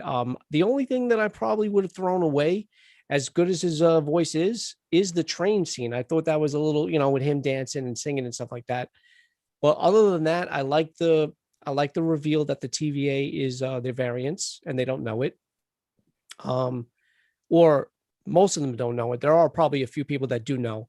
What else? I do like the fact that we got a little bit more of as you know, an audience, we got to see what she actually did to gain the knowledge of where the timekeepers are and their whereabouts, how she went into that girl's head. And I like how you brought up Inception, because that's exactly what I thought when I was watching that scene. And what else? But that's pretty much it. But I did love the interaction between him and her. And I'm hoping to get a little bit more than that. I really do hope this episode serves as a bridge to 4 and 5. And of course, we're not going to really know until those episodes come out. And like you said, whatever we learned in this episode, it may not even pay off. But at the end of the day, I did like this episode just a little bit more than last week's. Yeah, I love that, because I know Tia was saying the same thing in the comments. A lot of people were saying that the way I felt about this episode, they felt about last week's, but I love last week's episode. Yeah. So I get it. I completely get it. But last week's episode to me felt like it was pushing the overall narrative of the show. And this kind of felt like it took a step back to kind of give you a more intimate story between the two of them. Not saying it's a love thing, but you know, a more personal story between the two of them. But it really only gave you the little snippet of the variants are real people. And that is the overarching story of what the whole show is about. That was the only bit of information you got about the overarching story. That's what I mean by, I didn't really need the vegetables of anything about their story. I want to know how it connects to the overarching of the story. And in that, I only got the little bit of dialogue of the variants are humans. So that's what I mean in that retrospect. But I'm sorry, go ahead, Patches. I was gonna ask everyone here. So when they were talking about love, what love is and stuff like that, you know, has Loki ever loved anybody and that kind of stuff? Did anyone kind of feel like that undertone was because of the way, you know, this Loki is, the only possibility of him ever loving anybody would be himself? Yeah, I thought that too. You know, so like why he's trying to like gravitate towards her, it's like, because, you know, it's like the only one I can truly love and give myself to is myself, and like open myself with to. I think you're 100% correct, but I think that more so lends to the fact that he's never been able to accept love. And that's why he feels as though he can only count on himself. Because I can tell you right now, Frigga loved the hell out of Loki. It pained her to see him F up every single time he effed up. She did not take any kind of enjoyment in seeing him be the one that's obviously ridiculed, cast aside. She loved him. She loved him very much. And again, this Loki doesn't understand. But the real Loki that we had that died, that moment in the elevator where he goes, do did you always think this little of me, Thor? And he goes, no, I've always thought the most of you. Yeah. You know, but like you always fail when I try to depend on you. So then it always results into what we are today. But I've always loved you. So Loki just always had this thing to where he projects. So because he feels as though people dislike him or he dislikes parts of himself, he kind of projects that onto other people. But he's very much he very much grew up with love. I just think he's never known how to really deal with it. So he Right. projects it as, I've never really had anyone love me. And it's like, bro, what? Frigga loved the hell out of you. Yeah. He could have easily went, all right, yeah, I don't know what this thing is, but go ahead and throw it off the cliff. I got a good kid here. Don't really need to mess Right. that thing up. Which is really interesting because we've heard since day one with Loki and the first Thor saying that he's felt isolated his whole life. He's felt, that he's not truly accepted or something like that. But then we have Thor later on saying he thought the world of him. We obviously see Frigga loves him. And even Odin says that he loves Loki at some point, even though I will say that Odin was like the worst father in the first two Thors, but it's like, would be a little interesting, like, necessarily was the cause for Loki to feel this way. Was it completely just him, or what was maybe the outside? Maybe it was outside of their family, but for some reason he projected that onto his own family, feeling that way as well. Well, I think it was the little brother complex. It always works this way. Whoever was the first kid born is usually the one that always kind of gets that attention of, well, look at this, look at the prized possession of this first child. And the second one is always living in the shadow of that kid. And I think it's essentially, I mean, because, I think if you talk to any psychiatrist, you would get that from any kid that's the little brother or the little sister of the older sibling. But remember, Freud loved cocaine too. So that is very true. That is very true. But I will say you kind of got the feel of Asgard treated Loki like they knew he wasn't a true Asgardian. And it didn't help every time Odin was kind of just like, I don't really love you as much as Thor, but I love you. Not as much as Thor. But when it comes to Thor and Frigga, they always treated Loki with love. They always did. Right. It's just he kept effing up. So it's like, well, how many times can I clean up your messes before it's like, I'm just really tired of cleaning up your messes, Loki. But yeah, again, this is a different variant of Loki. We didn't go through the Ragnaroks, the Infinity Wars. So clearly he has to go through that to properly understand. But I think he will have like a realization before the end of this series of pretty much how much he was loved. That's why I said I really hope that this variant is in Love and Thunder, because I think when he sees Thor's reaction to seeing him, he will just be overwhelmed with like, I don't know what all this love shit is about, but don't touch me. And Thor's like, you don't understand. Like I saw you die, So it'll be very emotional for Thor to see him again, but this Loki will probably have no idea why he's acting this loving.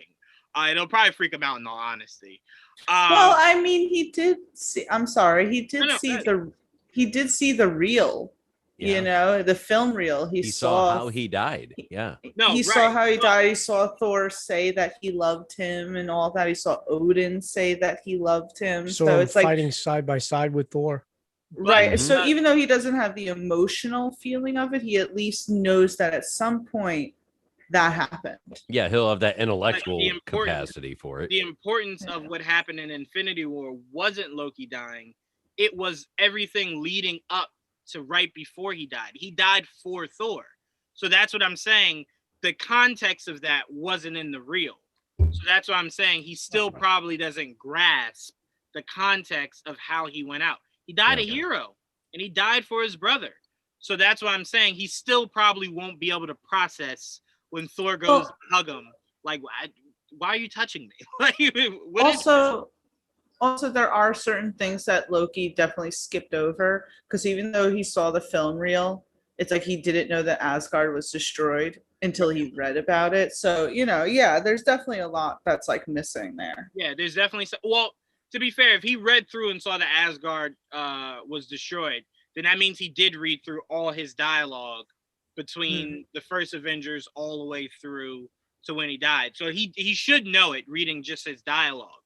But like I said, in the real, it was the context that mattered, and the fact that Thor was crying seeing his brother die right before him. Like, he wasn't just like, who cares? It hurt him. It scarred him. It really did scar him. And it's why I always tell you guys, I don't ever want to hear Stark or Cap had a better arc than Thor. Thor had a great arc. Thor had the best arc. I would even go as far as to say, in live action comic book history, the best arc. Better than Hawkeye's? Hey, Iron Man kept both eyes. That's all I'm going to say. But he also had a helmet protecting him. I know. Well, not only was Thor's development great, emotionally, but also like Thor became an actual good character after like a hot second of not being like the best character. I'm sorry, to me, like Thor was like a pretty boring character until Ragnarok happened. Then suddenly I was like, I really like this character. I'll even go as far as to say this. I only found Thor interesting in the Ultimate Comics, where he was the environmentalist. Right. I only found that Thor interesting, and it's why I was just like, Feige has to make Chris Hemsworth that. Make him that, the beer-loving environmentalist hippie that's comical, that's just purely comical, and that will be your goal. And then Ragnarok happened. I was just like, Taika understood me. He understands that is the best Thor. Kevin Feige may not listen to Juwan, but Taika listens. Taika loves me. Right. Taika loves me. But no, so I mean, yeah, I really did enjoy Thor's arc. I think Loki's arc is up there. I think you rebooting his story kind of takes away from that arc. But he did have a masterful Darth Vader type arc. I think when you go as far as greatest villains in movie history, I know a lot of people are going to come from my head, but I put Loki right up there with Darth Vader. That was a beautiful arc.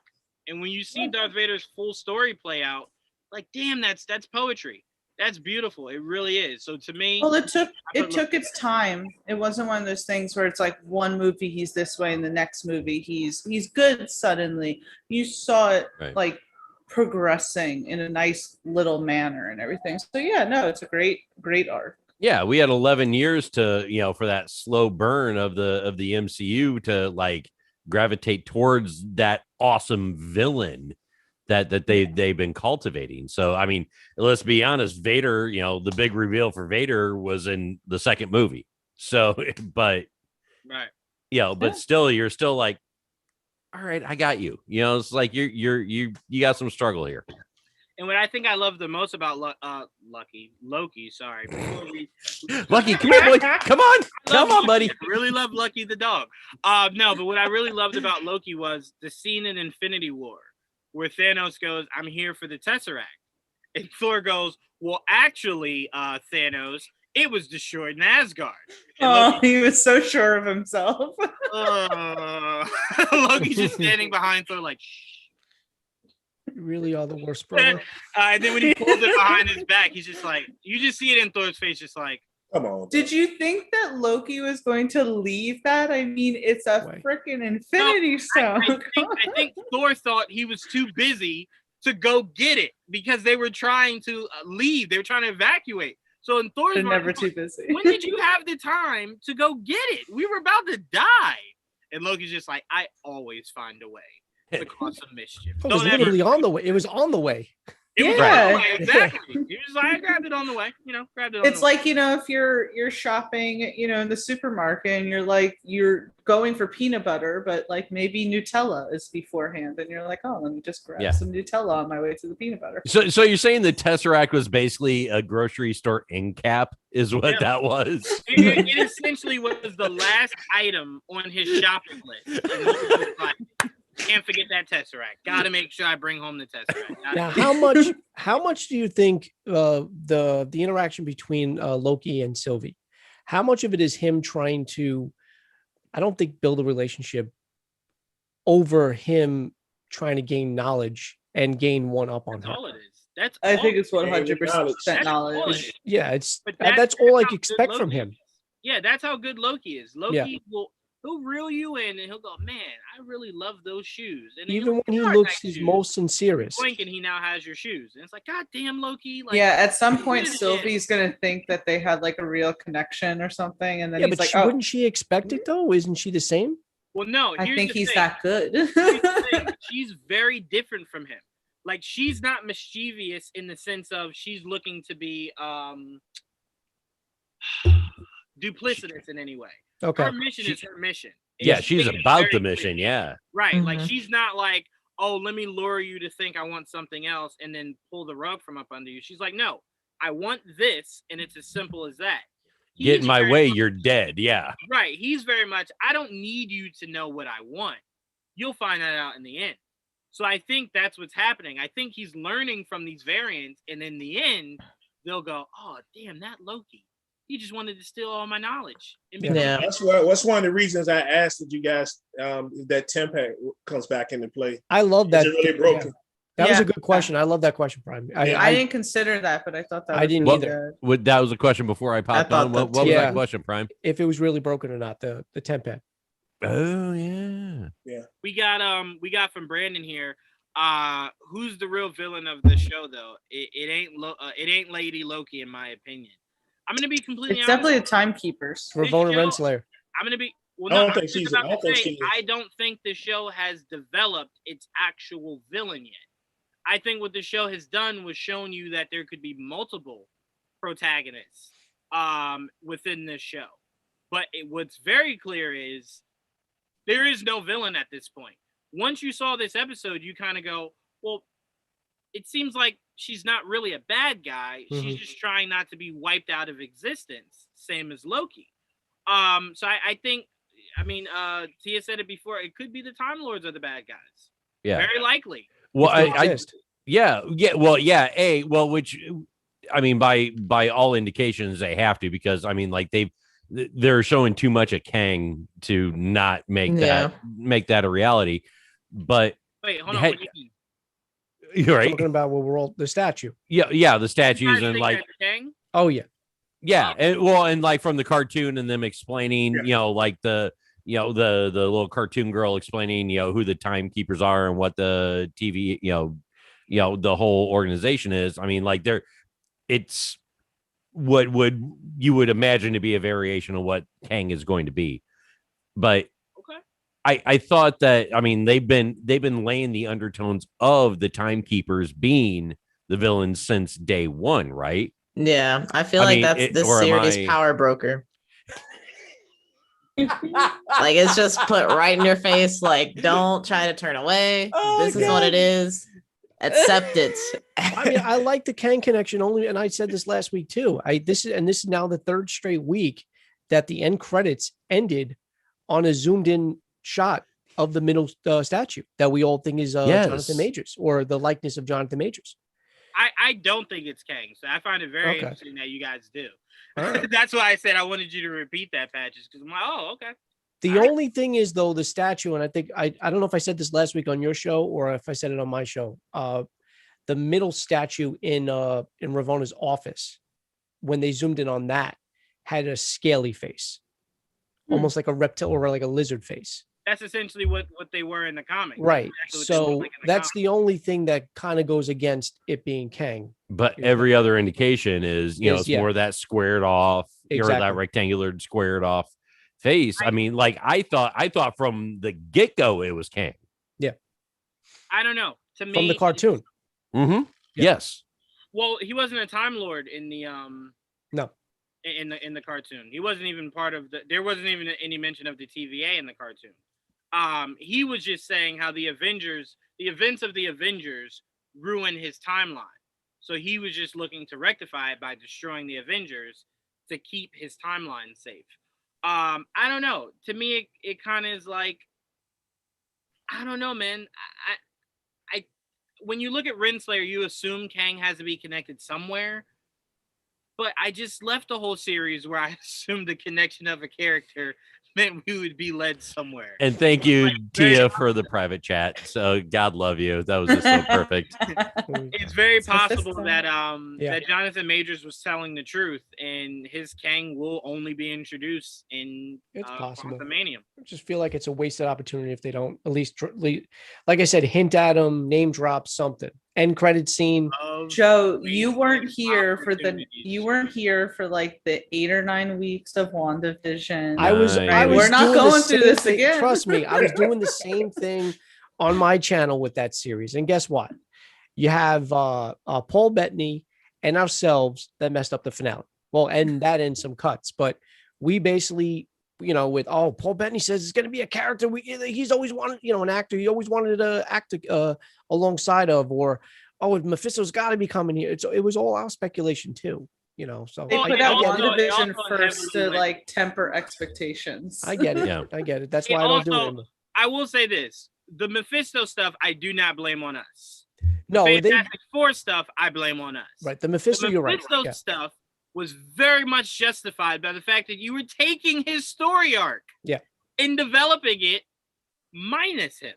So that's why I'm saying with the Time Lords, it's very possible it's not Kang, because in the comics, it never was Kang. Like it wasn't that connection of Kang. We even went So if crazy they with the don't do name it- drop, of the astrophysicist or whatever it was that they knew. Yeah. Reed Richards, yeah. Yeah. Thinking Well, that, that we We were thought here. was going to be Reed. Yeah. Oh, we're getting Fantastic Four. Good Yeah. times, guys. Good times.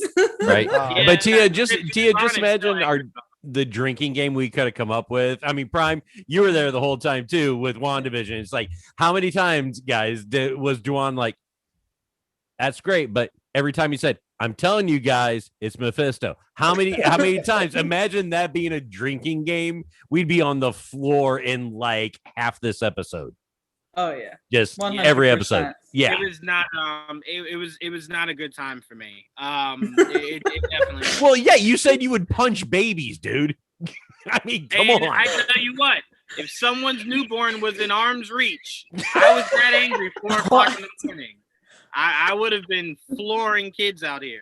And we found out it was Agatha all along. I just knew that we weren't going to have a show the next week. I just knew. Prime, Oh my god. Prime, when I tell you I did everything in my power to not do that show, everyone's like, "No, you have to do it. You have Yep. to." do it." I'm just like, whatever. I Whatever. think even KJ gave like Juwan like a mom level like scolding for Oh, that. yeah. Like, come on, Juwan. It's like, you started this. You will be a big boy and finish this. Yeah, I tell you what, it was like when your parents like eat those vegetables. Yep. I was pushing that plate away the whole time leading. Hey, up dude, to that 20 episode. years of KJ interaction. So, and that's why I married her. God love her. But no, that's why today when it comes to these shows, I don't leap to like, oh, the really cool thing that could happen. It's more so just like, this will probably end no Kang, no anything that we're expecting, and that's it. I mean, hell, Falcon and Winter Soldier. You making it seem like Sharon was the power broker, only for Sharon to actually be the power broker, was probably some of the most laziest writing I've ever seen. Literally I the thought it was laziest writing I've ever seen. Yeah. Literally, almost the whole world was like, no, it has to be Sharon. And I'm sitting here like, no way it's that easy. Yeah, they're gonna swerve way us a they make it little that bit somewhere, right? Yeah. You got to make it a little bit challenging to where we could think it's somebody else. But they did I it in liked- WandaVision. How did we not see it coming? We talked ourselves out of it again. I thought it was going to. I honestly liked the Mandarin theory. I thought we were going to get the Mandarin. Bro, time out. We're going to end it on this. Joe, you know what upsets me the most about it not being the Mandarin? Nope. They're in the same town in the Shang-Chi trailer. That's He's what. fighting in Madripoor. Oh, Yeah. And I'm just like, Yeah. well, that's why people came up with that idea when Madripoor was announced and whatever, and they said, something was looming in the background. Somebody was pulling strings, or whatever. People just assumed we were going to actually get a glimpse, or if not a name, of the real Mandarin before the Shang-Chi movie. Or the Another- open door for Wolverine or something. Yeah. Yeah. I was Ah. expecting just a mention because that's a stomping ground. But I rewatched that Madripoor episode. Yeah. And we may still get it because remember, when they first landed in Madripoor, Zemo told them that's a whole nother part of Madripoor over there. Mm-hmm. That's a part I've never been to. And then they walked to what was more so like the darker element of Madripoor. So I'm like, wherever he pointed to of Madripoor could be where all the good Wolverine stuff was happening. Mm-hmm. Yet we had to go to the boring ass power broker part of Madripoor. Or where Shang-Chi is, where the part where Shang-Chi is filmed. That could be where it's Yeah, at. it's That probably could be where it's at. yeah. So yeah. So again, just whoever the writing team was for Falcon and the Winter Soldier, don't bring them to Captain America 4. Get new ones.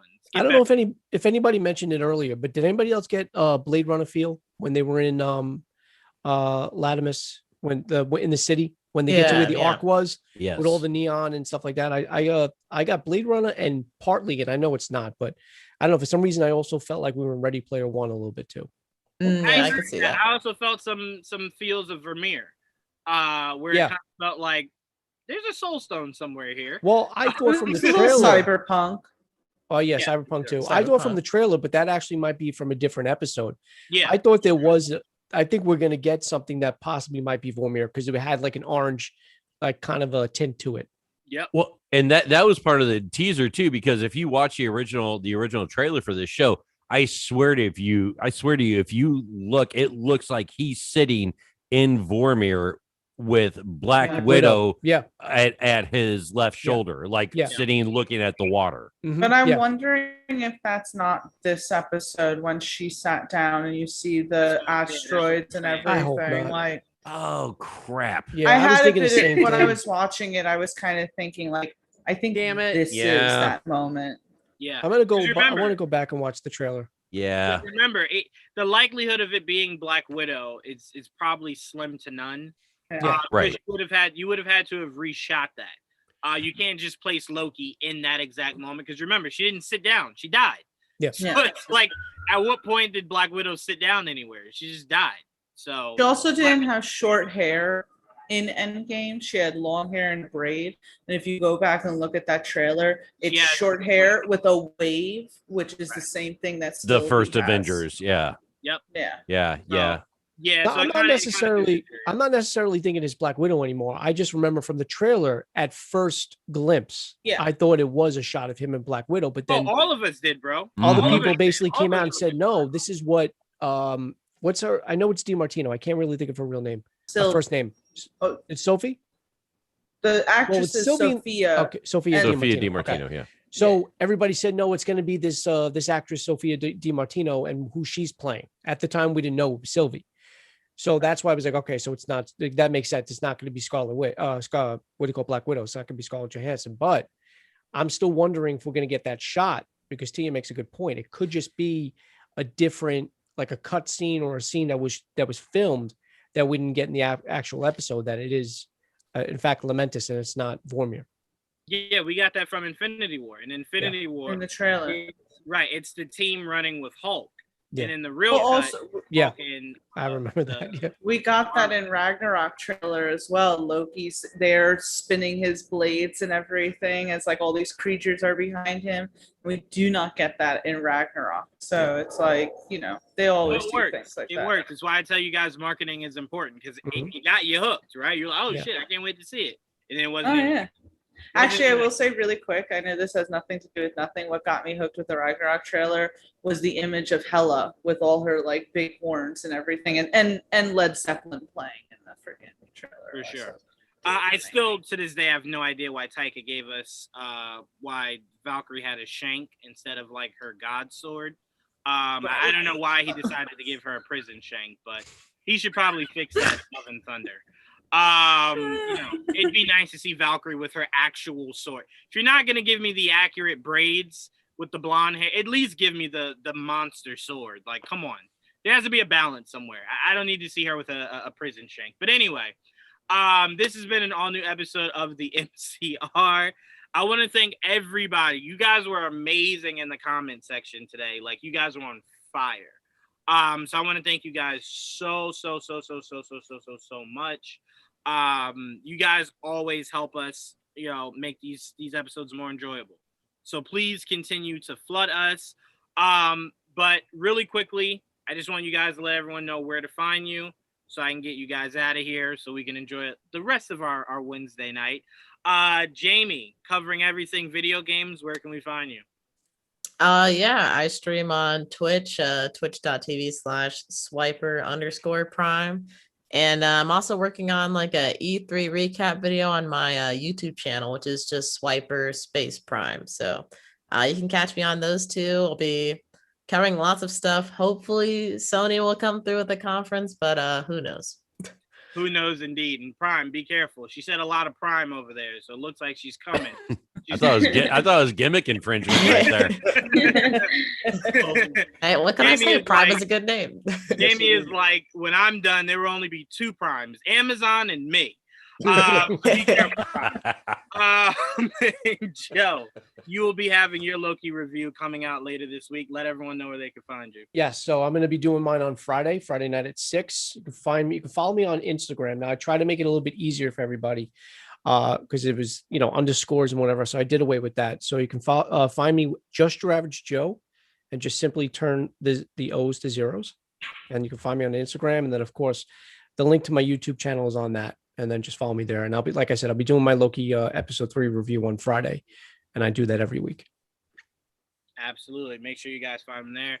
Shekinah, we are glad to have you back this week for GVN Talk. We missed you last week. And we had some good topics that I know you wanted to be a part of. That Titans teaser and everything. I was like, Shekinah has to be like, they should have just waited for me. But Shekinah, let us know where we can find you. You can find me on Twitter at 7HEKIMPH. And as Juan said, I am on GVN Talk every week. Absolutely, except for last week where she left us. Anyway, yes. Sorry.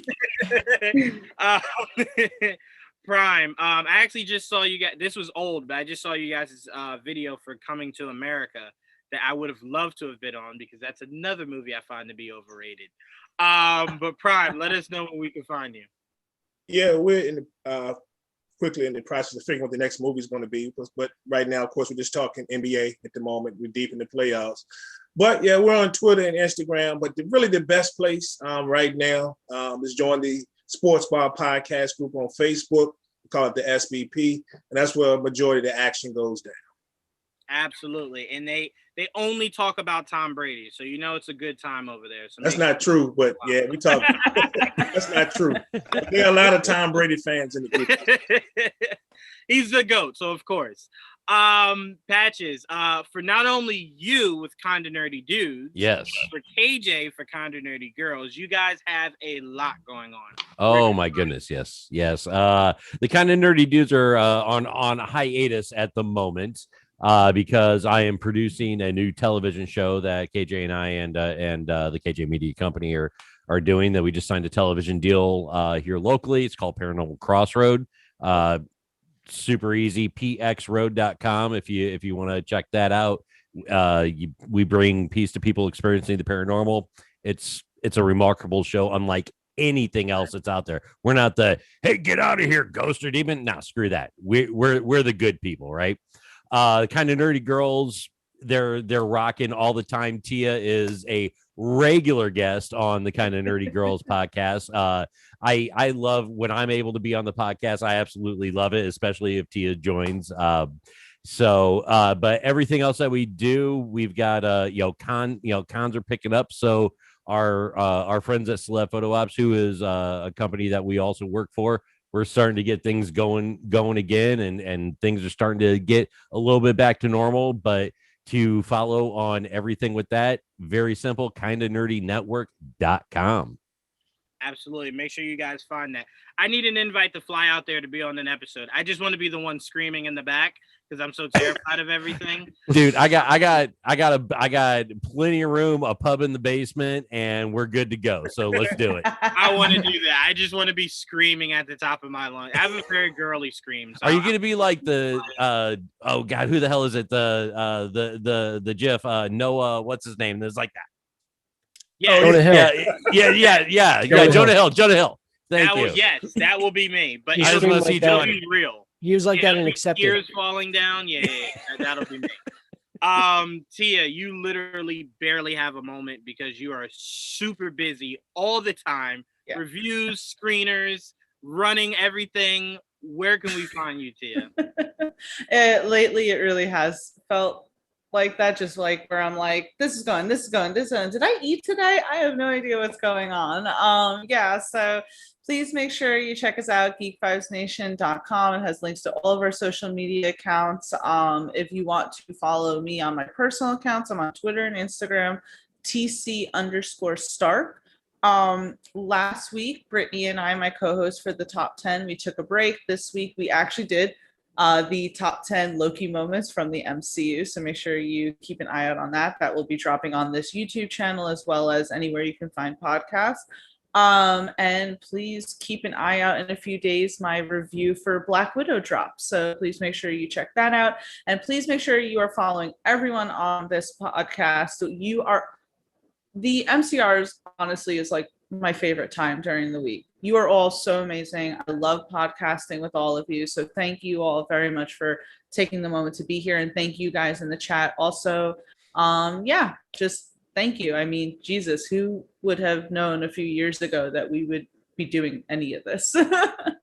Absolutely. Tia just made that sound like we were accepting like an Oscar. Yeah. Because it's like it's so funny. I like looked at my emails and it's like I remember this. So I'm not trying to be sappy or anything, but I remember like 3 years ago or something. I was just scrolling through Twitter. I had been like let go from another outlet and everything, right? I was feeling like super down on myself. And I saw you guys at Geek Fives talked about how you got like screeners for like Luke Cage. I forget if it was seasons 1 or 2. And I think I commented like, I want screeners. How do you guys do that? And like one of you guys comments saying, oh, we're looking for writers, email us. And I did that. And it's like, the rest is history. So yeah, no, I'm just saying, very thankful always. Absolutely. No, I echo everything that you said. Do stay tuned. I have something cooking with the director of the Tomorrow War, Chris McKay, good friend of mine, awesome. and also good friend of mine, Cleo Thomas. You guys might know him. He was Zero in the movie Holes. So he's a good friend of mine. So I got something cooking with him. And I just got an email. So GVN will be doing some work with San Diego Comic-Con from home this year. That's awesome. So we got a lot coming you guys' way. Nice. Like I said, you got so much from all of us. I don't want to hear you don't have a podcast to listen to. We just gave you like 50 right here to listen to. So no excuses. I will put everybody's links in the bio of this YouTube episode like I did last week's, so everyone can find everyone. Again, thank you to everyone in the comment section. And thank you to you guys. MCR would be nothing without you guys. And I believe we're growing. We're really growing. We got to start getting guests. I'm gonna work on getting Cleo to maybe join one of these episodes. She kind of is like, yeah, get Cleo. He loves this Marvel DC stuff, so he would love to hop on one time. So I'll see about making that happen. But stay tuned, guys. We got a lot coming your way. And let's hope that this wasn't a filler and that this bleeds into episode 4. So I can eat all my words that I said. It will. It will. Stay tuned, guys. Bad Batch is all new this week. So stay tuned for me and AJ breaking that down. Cried like a baby last week. So I can only imagine what this next week's episode will be. But thank you, guys. And we will see you same time, same place. Till then, peace. Hi, everyone.